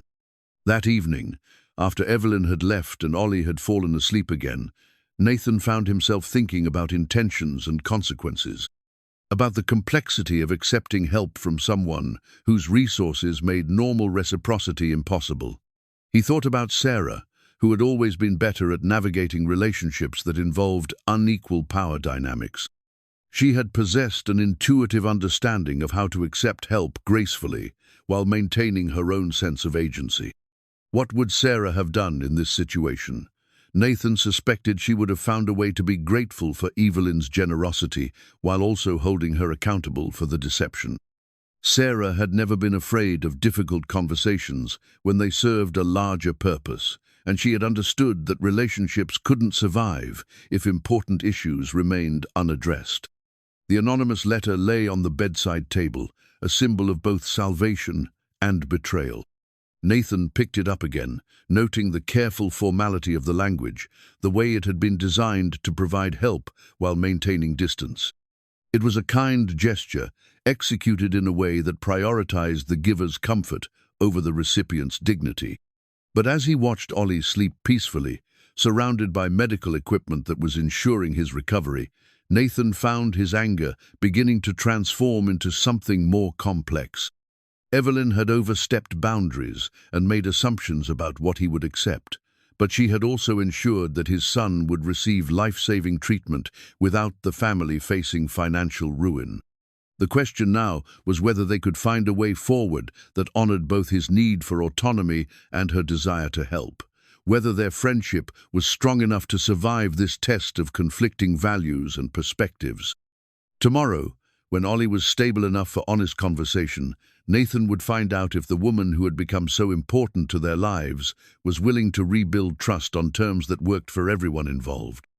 The hospital room was quiet except for the gentle hum of medical equipment and Ollie's steady breathing. Nathan settled into the uncomfortable chair that had become his temporary home, the anonymous letter still in his hands, and prepared to spend another night thinking about the complicated mathematics of love, pride, and survival. The photograph fell from between the pages of the cookbook like a small bomb detonating in Nathan's quiet kitchen. He had been searching for Sarah's recipe for chicken soup, something simple that Ollie could eat during his recovery, when the image fluttered to the floor with the casual inevitability of a secret that could no longer be contained. It was a picture he had never seen before, tucked into Sarah's collection of handwritten recipes and cooking notes. Two young women stood side by side on what appeared to be a college campus, their arms around each other's shoulders in the unself-conscious way of close friends or sisters. One of them was unmistakably Sarah younger, her hair longer than Nathan remembered it, but with the same warm smile that had first captured his attention 7 years ago. The other woman was Evelyn. Nathan's hands trembled as he picked up the photograph, studying it with the focused intensity of someone trying to solve a puzzle that had just become infinitely more complex. The resemblance was subtle but unmistakable, now that he was looking for it: the same bone structure around the eyes, the same way of tilting their heads when they smiled, the same graceful hands that he had noticed in both women without understanding the connection. On the back of the photograph, Sarah's familiar handwriting: "Evie and me, graduation day, sisters forever, no matter what." The cookbook slipped from Nathan's nerveless fingers, spilling more photographs across the kitchen floor, images he had never seen of a relationship he had never known existed. Sarah, at what appeared to be a family dinner, sitting beside Evelyn at a formal table. Sarah and Evelyn on a beach somewhere, both in their 20s, both laughing at something outside the frame. Sarah holding a baby that might have been Ollie, with Evelyn looking on with an expression of wonder and love. Nathan sank into a kitchen chair, surrounded by photographic evidence of a family connection that recontextualized everything he thought he understood about the past 2 months. Every moment of Evelyn's emotional response to their situation, every tear she had shed watching Ollie eat, every gesture of generosity that had seemed surprisingly personal, of it took on new meaning in light of this revelation. Sarah had never mentioned having a sister. The thought struck Nathan with stunning force. In 7 years of marriage, through pregnancy and childbirth, and the diagnosis that had changed their lives, Sarah had never once mentioned having family beyond the distant relatives who had appeared briefly at their wedding. She had always spoken of herself as essentially alone in the world, someone who had found her real family in Nathan, and later, in Ollie. But the photographs told a different story. Here was evidence of a close relationship that had existed parallel to Sarah's life with Nathan, a sister who had been present for significant moments but absent from Sarah's daily narrative. The woman who had become so important to Nathan and Ollie wasn't a stranger, moved by their circumstances. She was Ollie's aunt, Sarah's sister, someone whose connection to their family was deeper and more complicated than any of them had acknowledged. Nathan heard Ollie stirring in the bedroom they shared, the small sounds that indicated he was waking from his afternoon nap. In a few minutes, his son would emerge, looking for attention and possibly a snack, and Nathan would have to navigate normal parental responsibilities while his understanding of their world had just been fundamentally altered. He gathered the photographs quickly, his mind racing with questions that demanded answers, but which he wasn't sure he was prepared to hear. Why had Sarah never mentioned Evelyn? What had caused the estrangement that must have existed for Nathan to be unaware of his wife's sister? And most importantly, why had Evelyn allowed him to introduce her to Ollie as a stranger when she was, in fact, the boy's aunt? The deception felt massive and intimate at the same time. Every interaction between Evelyn and Ollie that Nathan had witnessed, her emotional response to his drawings, her natural comfort with his medical routines, her instinctive understanding of how to communicate with him, all of it took on new significance. She hadn't been a kind stranger learning to love a sick child. She had been an aunt reconnecting with her nephew, someone who had every right to care about his welfare, but who had chosen to disguise the nature of that connection. Nathan thought about the restaurant that first night, about the way Evelyn's tears had seemed to come from somewhere deeper than simple sympathy. He thought about her immediate willingness to pay for medical treatments, about her patient navigation of their financial limitations, about the way she had fit into their lives with surprising ease. It hadn't been the awkward charity of a wealthy woman helping strangers sit, had been family taking care of family, even if only one person had known the true nature of the relationship. "Papa?" Ollie's voice carried from the bedroom, still thick with sleep, but growing stronger each day since his hospitalization. "Can you come here?" Nathan slipped the photographs into his pocket and went to help his son, who was sitting up in bed with the careful movements of someone still recovering from respiratory distress. Ollie's color was good, and his breathing seemed easy, but Nathan found himself studying his son's features with new awareness, looking for traces of Evelyn in the shape of his nose or the set of his eyes. "How are you feeling, buddy?" "Better," Ollie said, which had become his standard response to questions about his health. "Is Miss Evelyn coming today?" The question hit Nathan with unexpected force. Miss Evelyn, the formal address they had maintained, even as their relationship deepened, now seemed absurd, given the family connection that Ollie had never been told about. His son had been interacting with his aunt for 2 months without knowing it, developing a relationship that was meaningful and genuine, but built on a foundation of concealed truth. "I don't know," Nathan said honestly. "We might need to have some grown-up conversations first." Ollie accepted this explanation with the patience he had learned to show for adult complexities, but Nathan could see curiosity in his expression. Children were remarkably sensitive to emotional undercurrents, and Ollie had probably picked up on the tension that had existed between Nathan and Evelyn since the revelation about the anonymous medical payments. As the afternoon progressed, Nathan found himself thinking about confrontation and consequences. The photographs in his pocket felt like evidence of a crime, though he wasn't sure who the criminal was supposed to be. Had Sarah deceived him by never mentioning her sister? Had Evelyn deceived him by not revealing her identity, or was he deceiving himself by feeling betrayed by people who might have had valid reasons for their choices? The more he considered the situation, the more questions arose. If Sarah and Evelyn had been estranged, what had caused the rift? Had Sarah known that Evelyn lived in the same city? Had she ever considered reaching out during Ollie's medical crises? And what did it mean that Evelyn had found them in that restaurant? Was it coincidence, or had she been looking for them specifically? Nathan realized that his understanding of Sarah's family history had been built on assumptions rather than direct information. Sarah had been private about her past, and he had respected that privacy without questioning what might have been left unsaid. Now he wondered what other secrets might have been omitted from the story of her life. What other relationships or experiences she had chosen to keep separate from their marriage. By evening, Nathan had made a decision that felt both inevitable and terrifying. When Evelyn called to check on Ollie's progressor daily ritual that had developed since his hospitalization, Nathan asked her to come over for a conversation that couldn't be delayed any longer. "Is everything all right?" Evelyn asked, clearly picking up on something in his tone. "We need to talk," Nathan said simply, "about Sarah." The silence that followed was long enough for Nathan to count his heartbeats. When Evelyn spoke again, her voice carried the careful neutrality of someone who had been expecting this moment, but hoping it might never come. "I'll be there in an hour." Nathan spent that hour thinking about truth and deception, about the difference between lies of commission and lies of omission. He thought about Sarah, who had loved him completely, but who had apparently carried secrets that had shaped their lives in ways he was only beginning to understand. He thought about Evelyn, whose generosity toward them now seemed less like charity and more like family obligation, fulfilled in complicated circumstances.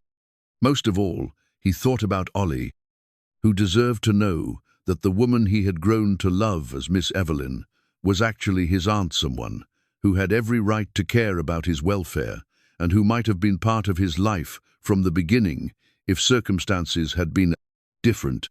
When Evelyn arrived, she carried herself with the composed dignity that Nathan had learned to associate with her handling of difficult situations. But there was something different in her expressiona resignation that suggested she had been preparing for this conversation since the day they met. Nathan had laid the photographs on the kitchen table, arranging them like evidence in a trial where the verdict was still unknown. Evelyn's gaze went immediately to the images, and Nathan saw recognition and pain flicker across her features. "How long have you known?" she asked quietly. "About 2 hours," Nathan replied. "How long have you known who we were?" Evelyn sat down across from him, her hands folded in her lap, with the careful control he had noticed during their first difficult conversation about the medical payments. When she looked up, her eyes were bright with unshed tears. "Since the moment you said your son's name in the restaurant," she said. "I've been looking for you for 3 years." The admission hung between them like something fragile and precious and dangerous.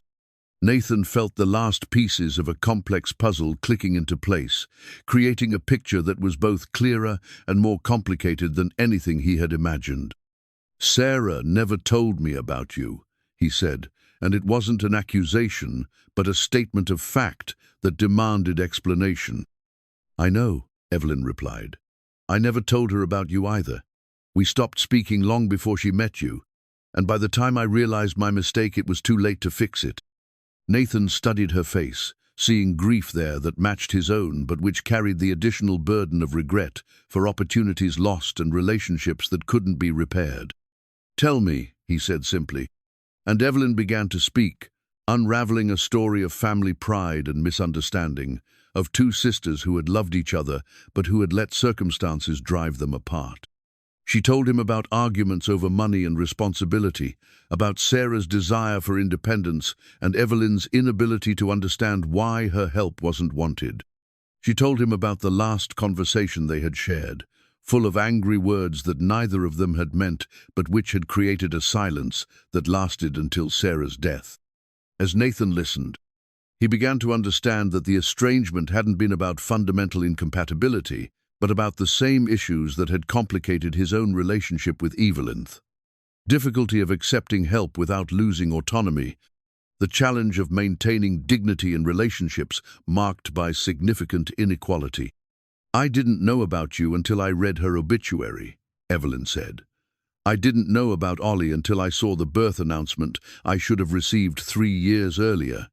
By then, I had missed everything that mattered: the pregnancy, the birth, the diagnosis, the struggle. I had missed being the sister she needed when she needed me most."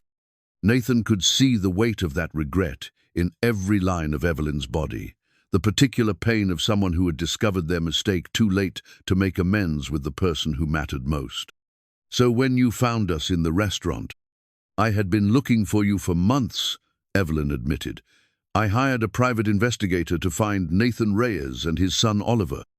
I knew you were in the city, but I didn't know how to approach you. I didn't know if Sarah had told you about me, or what she might have said if she had. I was trying to work up the courage to make contact when I saw you in the restaurant."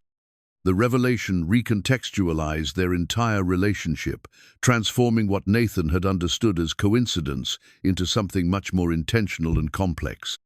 Evelyn hadn't been a stranger.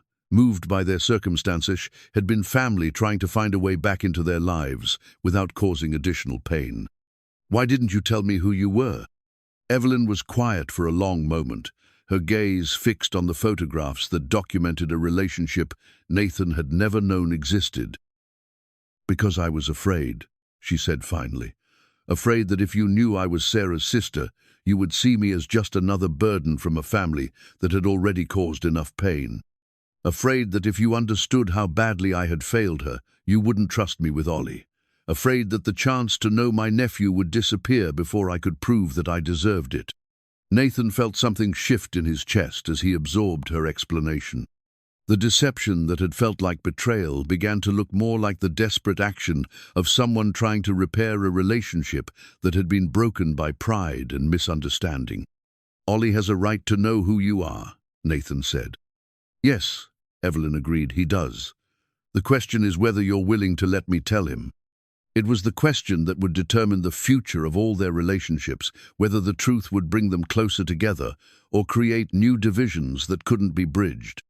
As Nathan looked at the photographs of his wife and her sister, both young and happy and unaware of how badly things would go wrong between them, he made a decision that honored both Sarah's memory and Ollie's need for family.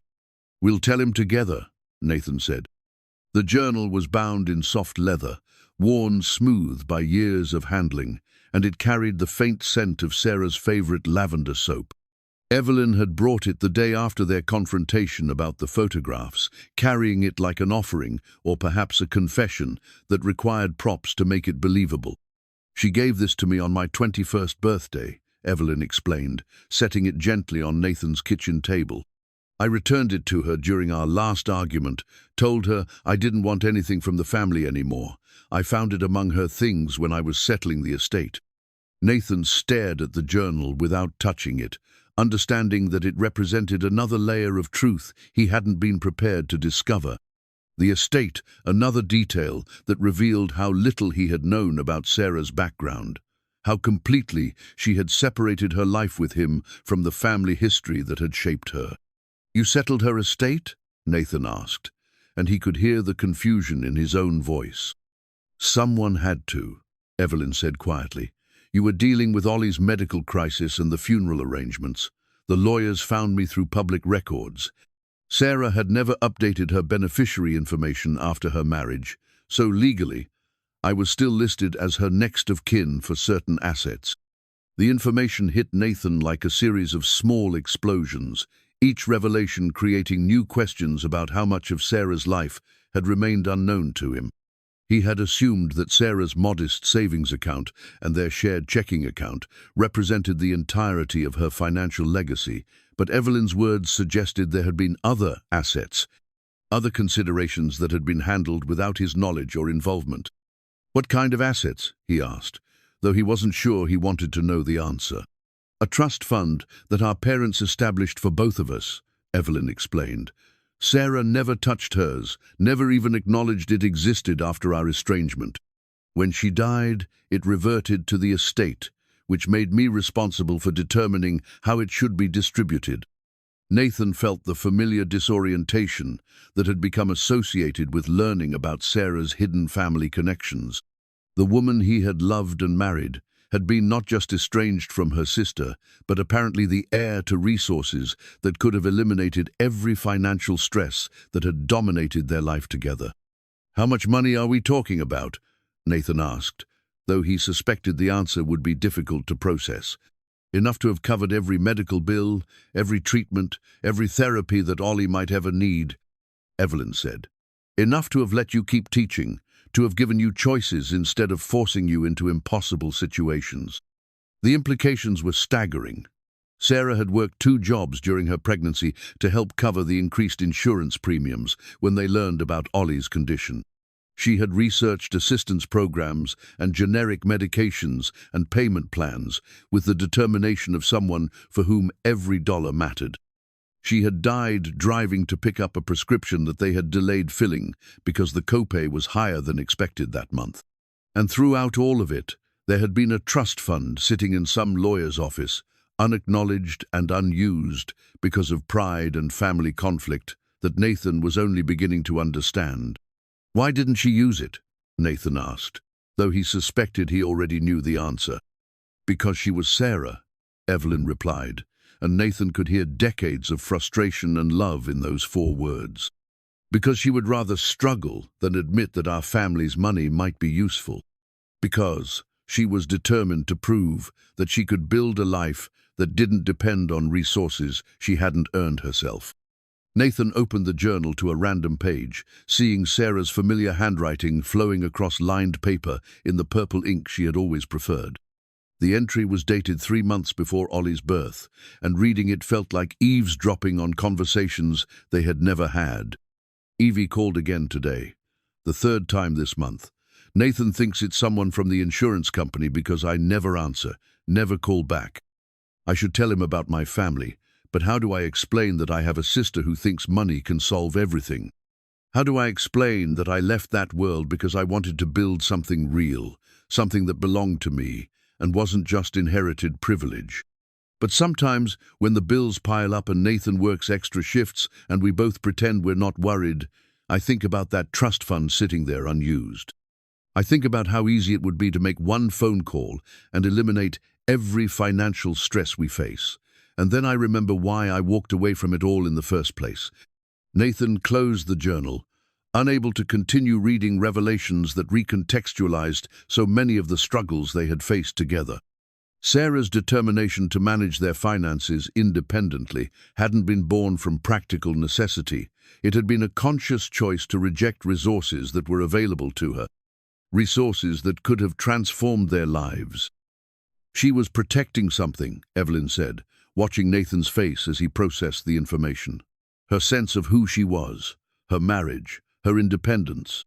She was afraid that accepting help from family would change the dynamics of everything she had built with you.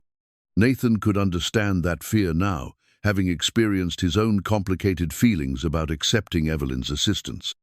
The difference was that Sarah's rejection had affected not just her own pride, but Nathan's options and Ollie's care. Decisions made without his knowledge or consent that had shaped their entire family's trajectory. "What happened to the trust fund?" Nathan asked. "It's still there," Evelyn said simply. "Legally, it now belongs to Ollie as Sarah's heir. I've been managing it as his guardian ad litem until he comes of age, but the funds are his." Nathan felt the familiar disorientation that accompanied each new revelation about their financial situation. In the space of a week, he had learned that Ollie's medical bills had been anonymously paid, that his wife had been heir to substantial family wealth, and that his son was now the beneficiary of resources that could provide security for the rest of his life. "How much money?" Nathan asked again, and this time his voice was steadier. "Enough that Ollie will never have to worry about medical bills, education costs, or basic security," Evelyn replied. "Enough that you could stop working night shifts and return to teaching if you wanted to. Enough that you could make choices based on what you think is best for your family rather than what you can afford." The possibilities were overwhelming. Nathan thought about the classroom he missed, about the lesson plans he still mentally developed during his janitorial shifts, about the students he had left behind when financial necessity forced him to change careers. He thought about Ollie's future, about college funds and medical specialists, and opportunities that had seemed impossible just days ago. But he also thought about Sarah's reasons for walking away from that world, about her determination to build something that belonged entirely to her and Nathan. The money represented freedom, but it also represented connection to a family history that Sarah had deliberately chosen to abandon. "We need to tell Ollie the truth," Nathan said. "All of it. About you being his aunt, about his mother's family, about the resources that are available to him." Evelyn nodded, though Nathan could see apprehension in her expression. How much truth can a 5-year-old handle? It was a fair question. Ollie was still recovering from his recent hospitalization, still adapting to new medications and treatment protocols that would govern his daily routine for the foreseeable future. Adding family revelations and financial complexities to his already complicated world seemed potentially overwhelming. But Nathan was beginning to understand that Secret Seven, well-intentioned ones, created their own problems. Sarah's silence about her family had left Nathan unprepared for the resources and relationships that should have been available to them. Evelyn's deception about her identity had created trust issues that were still being resolved. Continuing to conceal the truth from Ollie would only perpetuate the pattern of hidden information that had already caused so much confusion. "We'll start simple," Nathan decided. "Tell him that you're his mama's sister, that you've been looking for us because you wanted to be part of his life. The rest can come later, as he's ready for it." Over the next 2 days, Nathan and Evelyn worked together to plan how they would approach the conversation with Ollie. It felt strange to be collaborating with someone who had been part of his life for such a short time, but who was revealing herself to have connections that went back years before they met. The dynamic between them was shifting from friendship to something more complex, not quite family, but more than chosen relationship. Nathan found himself reading more of Sarah's journal, trying to understand the woman he had married through the lens of information he had never possessed.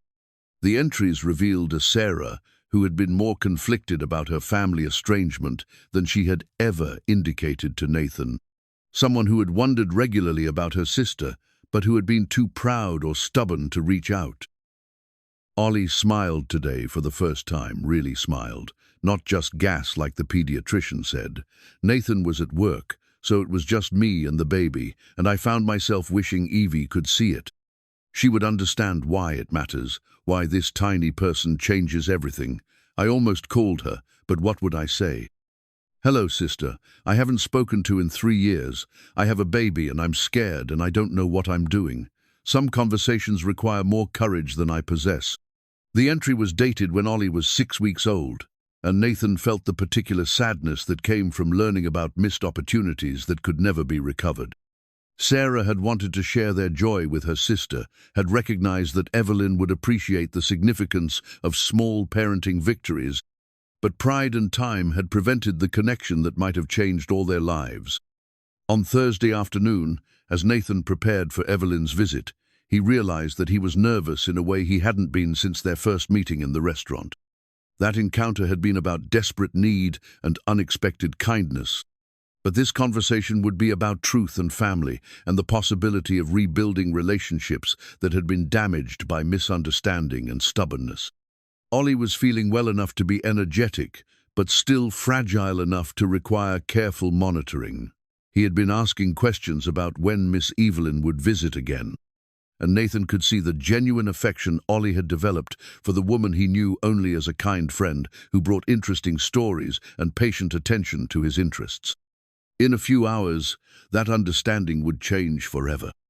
Ollie would learn that Miss Evelyn was actually his aunt, that his mother had had family he had never known about, that his life was connected to people and resources he had never imagined.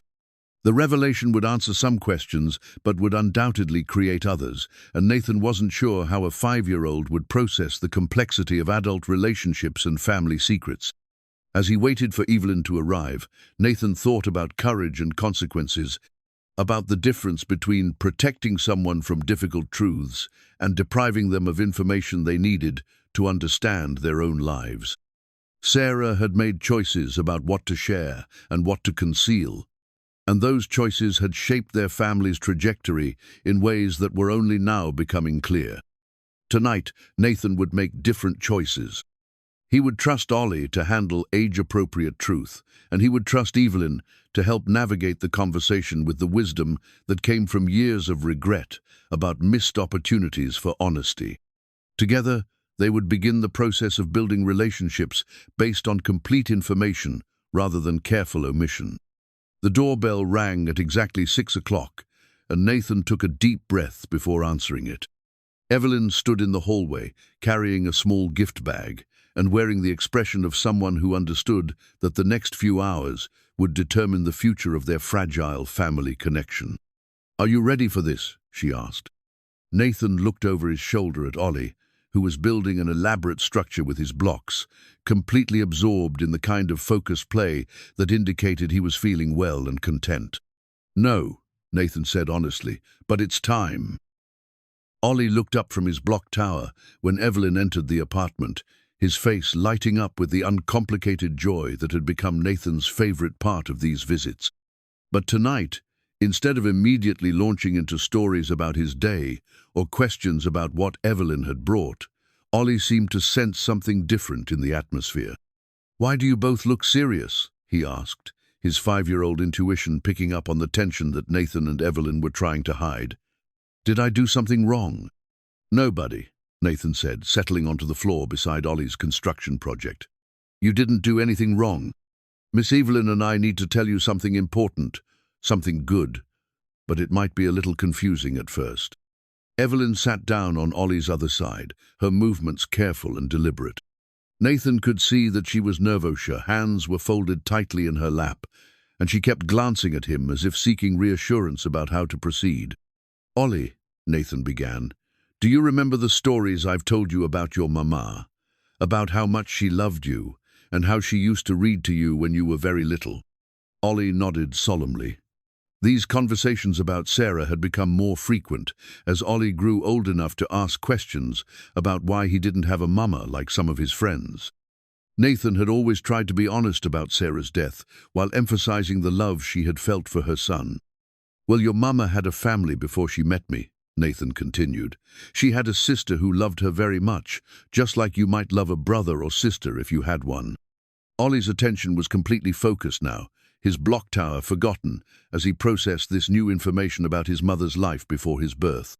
"Mama's sister has been looking for us for a long time," Nathan said, "because she wanted to meet you and be part of your life. She wanted to know the little boy that her sister loved so much."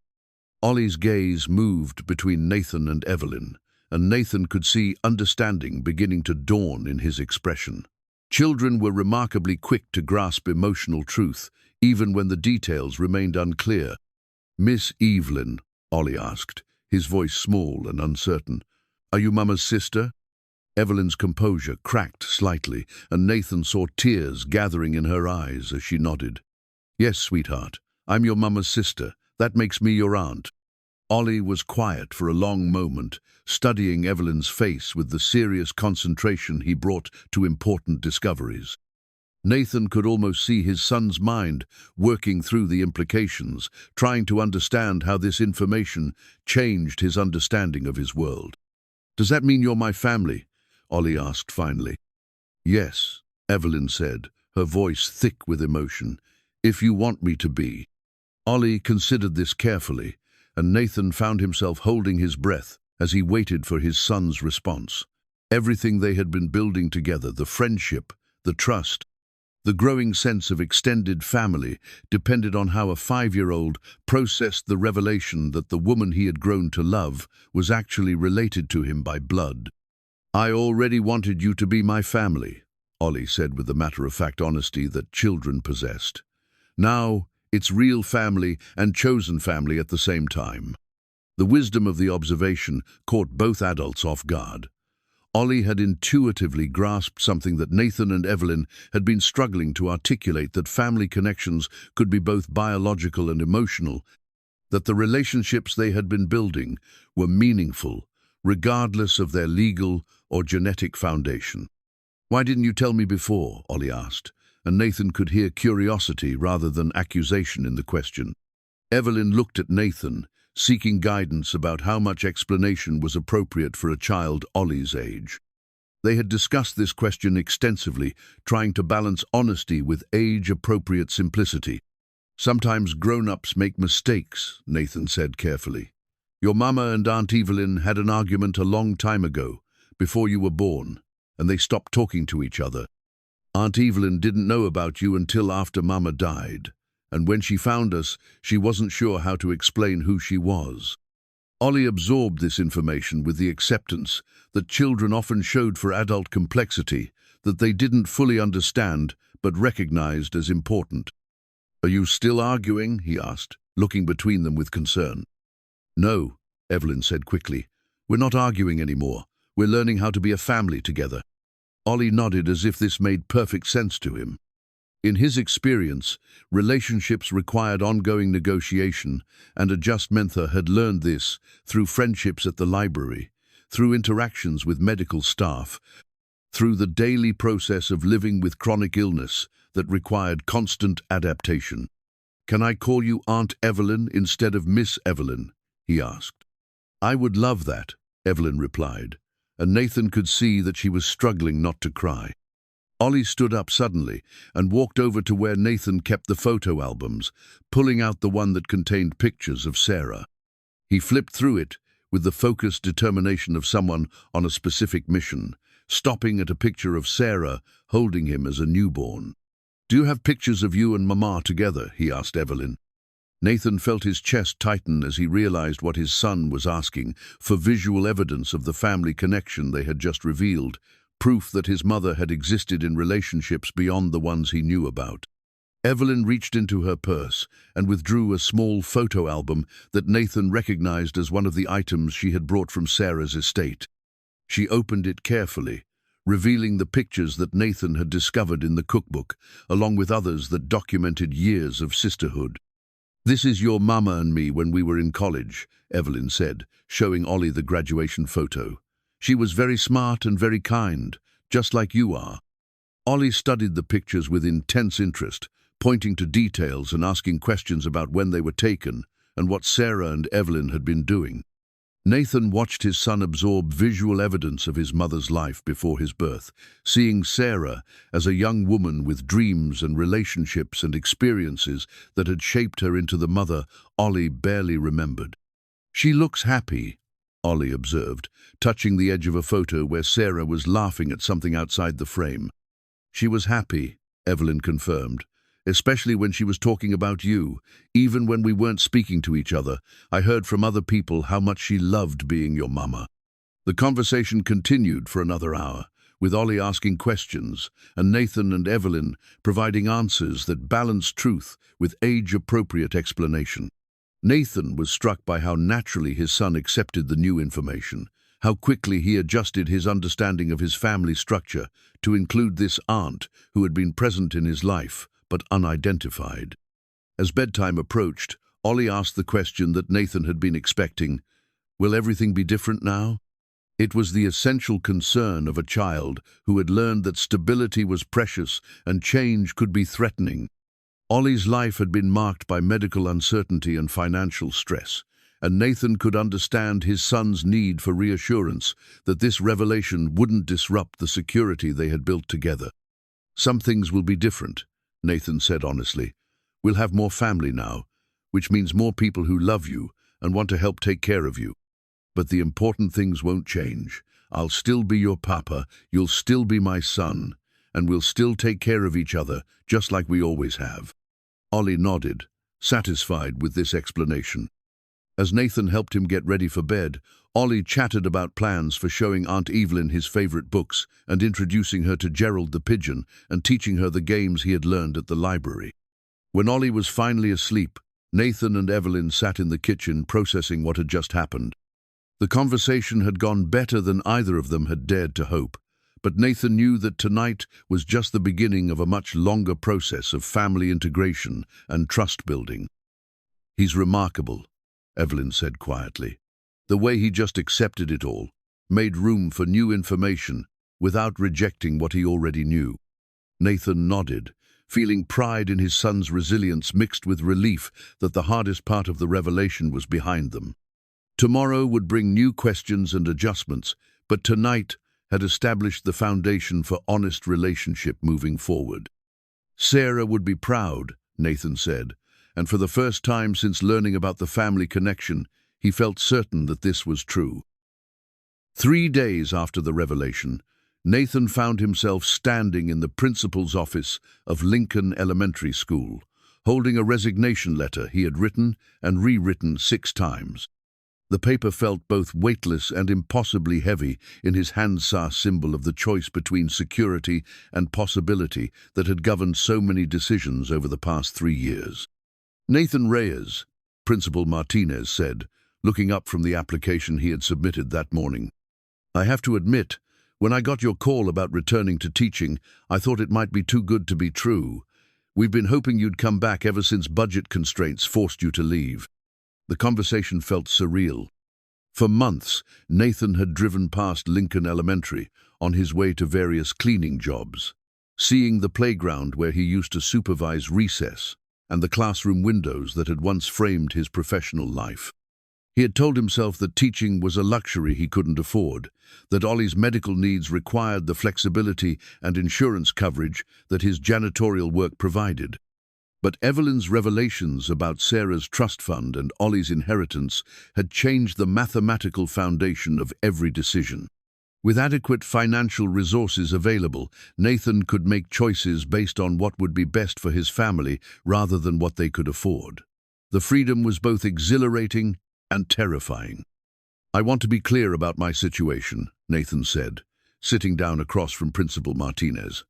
"My son has ongoing medical needs that will require some scheduling flexibility.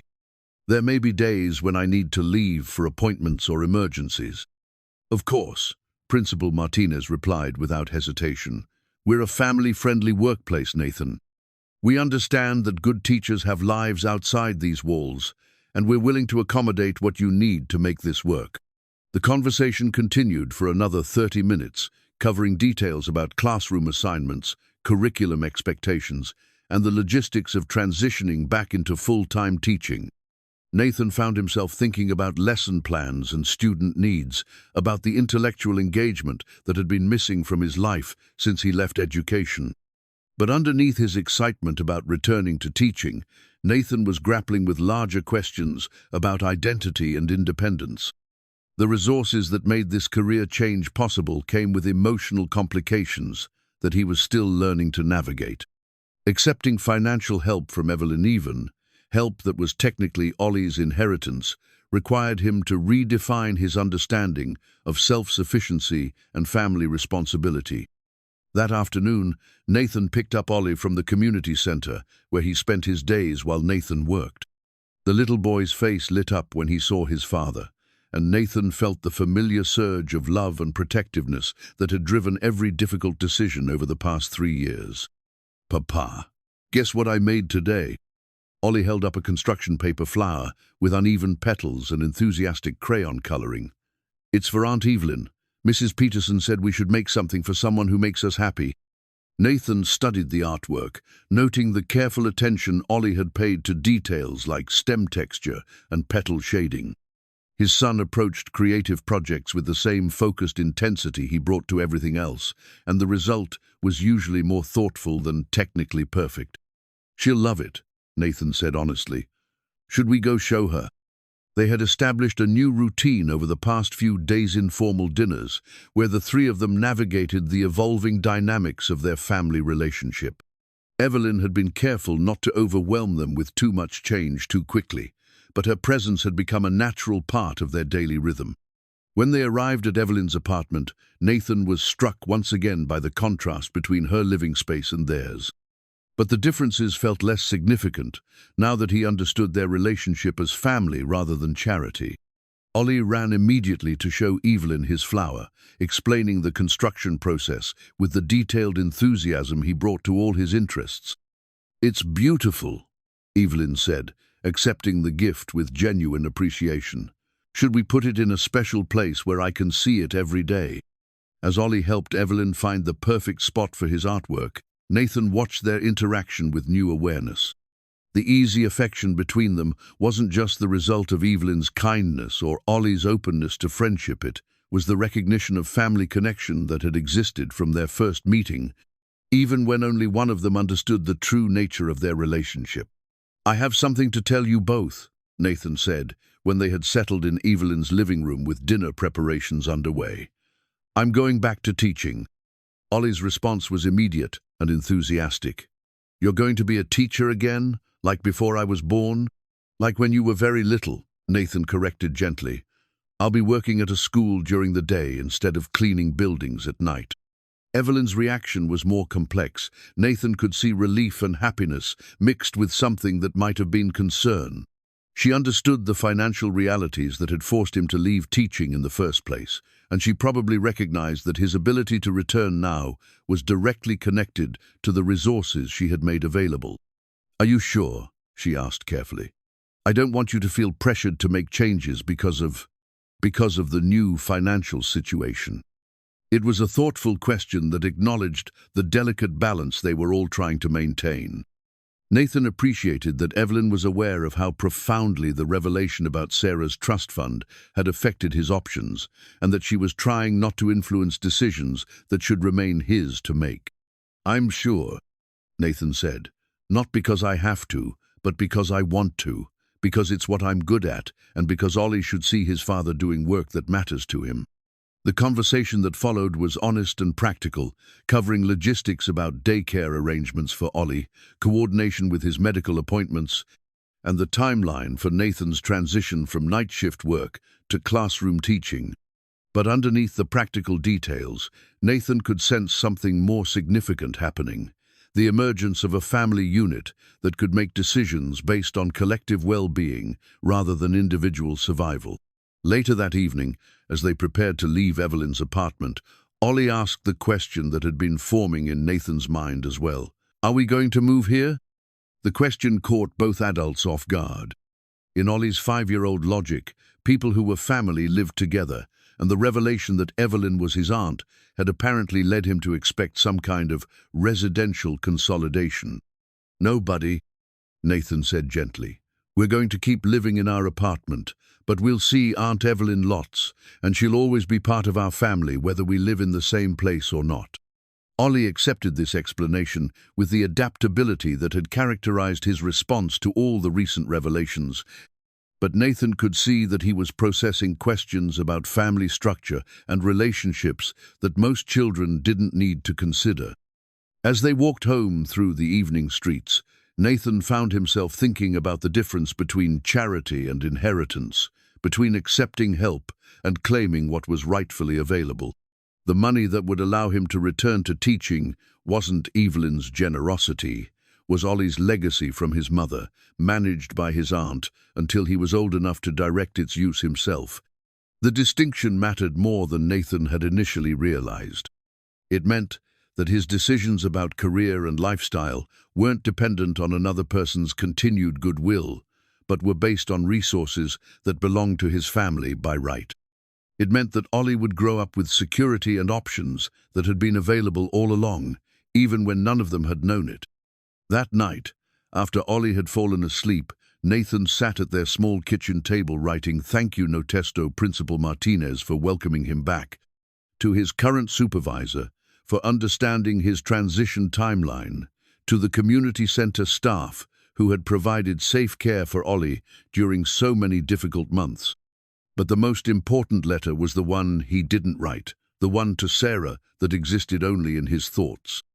In it, he told her about meeting her sister, about the family connection that had been waiting for them to discover it, about the way Ollie had embraced his aunt with the same generous heart that Sarah had passed on to their son. He told her about the choices that were now possible because of resources she had chosen not to use, about the teaching position that would let him contribute to other children's lives while still providing for their own.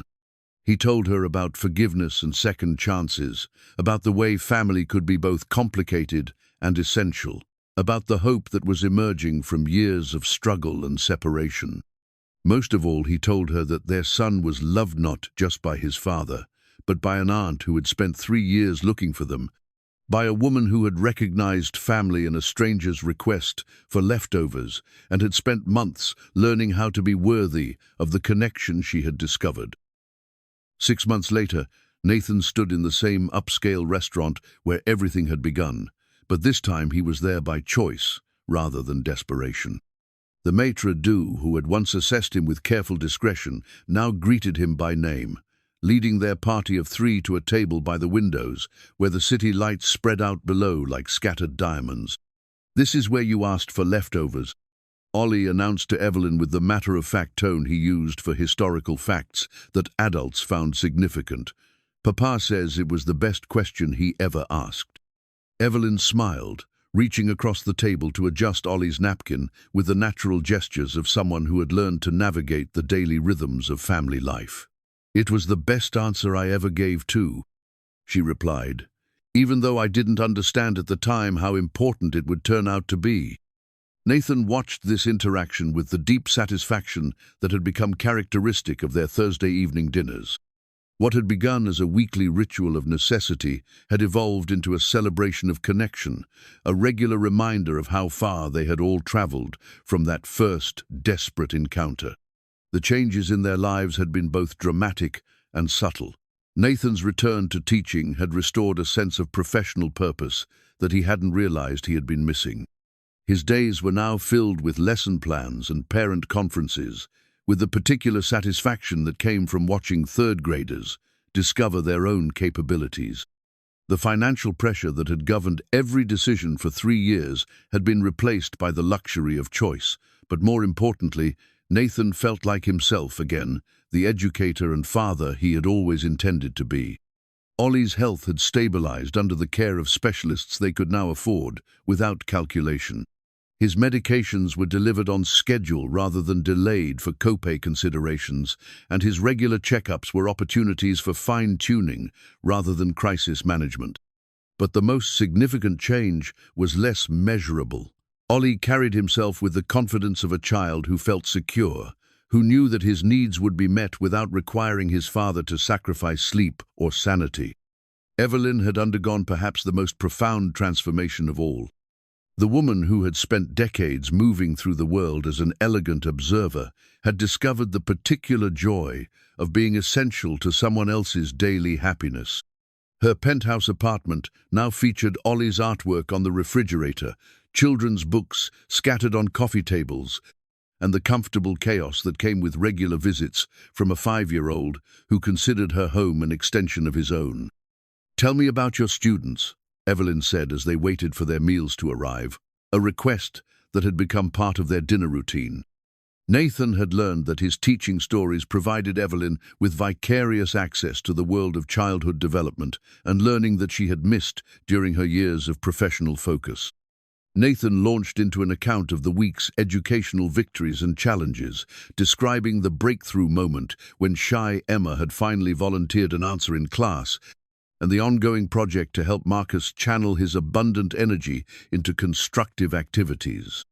Ollie listened with the focused attention of someone who was beginning to understand that teaching was both a job and a calling, that his father's work involved helping other children learn and grow. "Could I visit your classroom sometime?"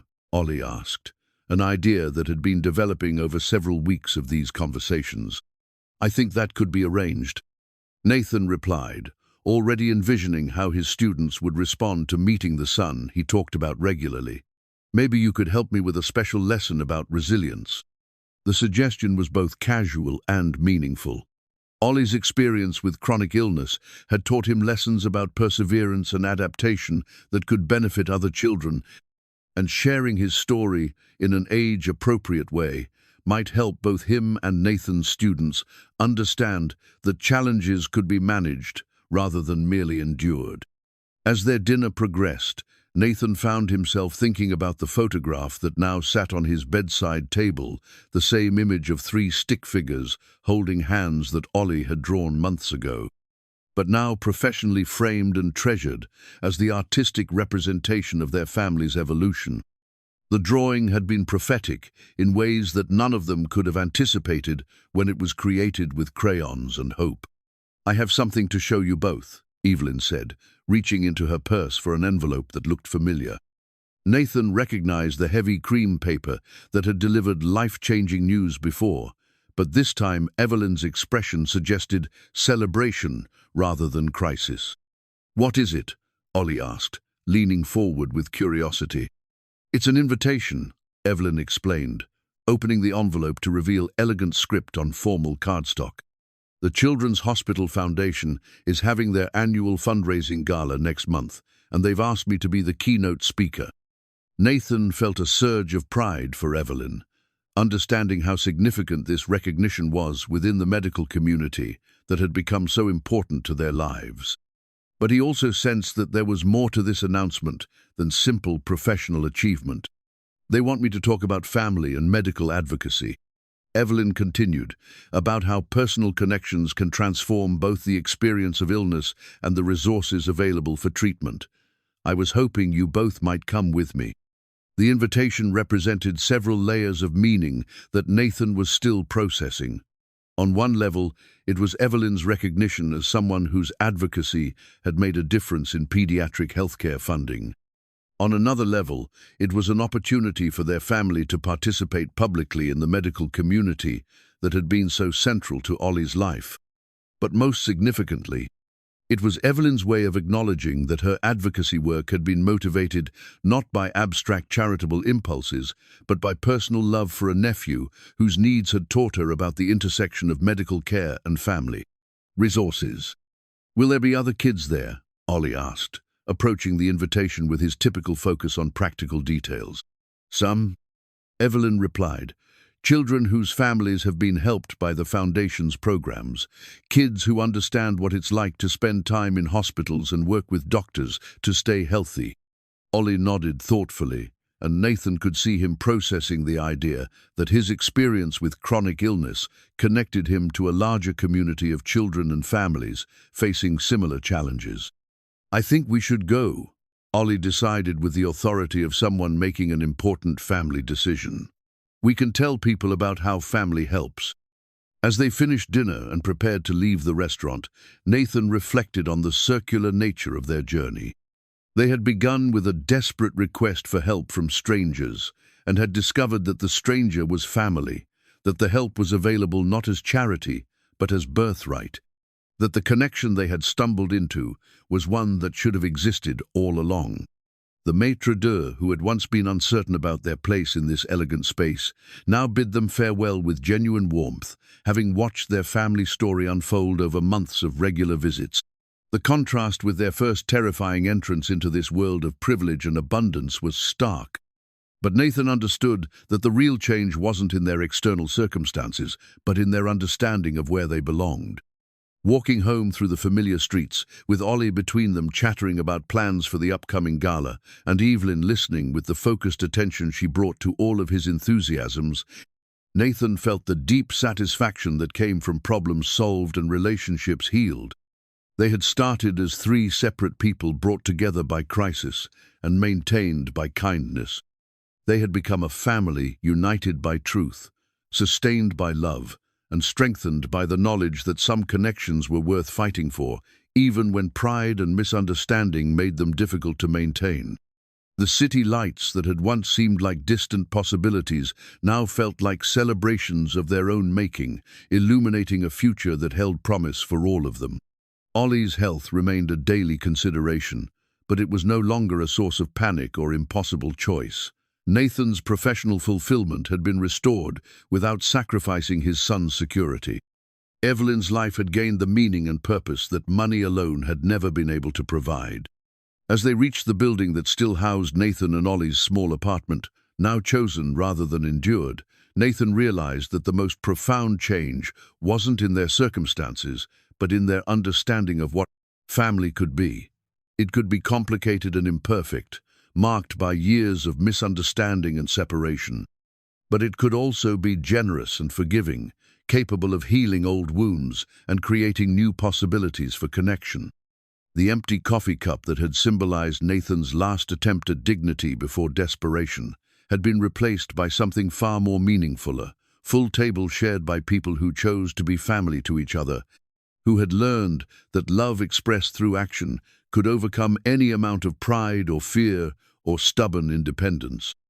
Standing in the doorway of their building, watching Evelyn hug Ollie goodnight with the natural affection that had developed between them, Nathan understood that some stories didn't end as much as they transformed into new beginnings.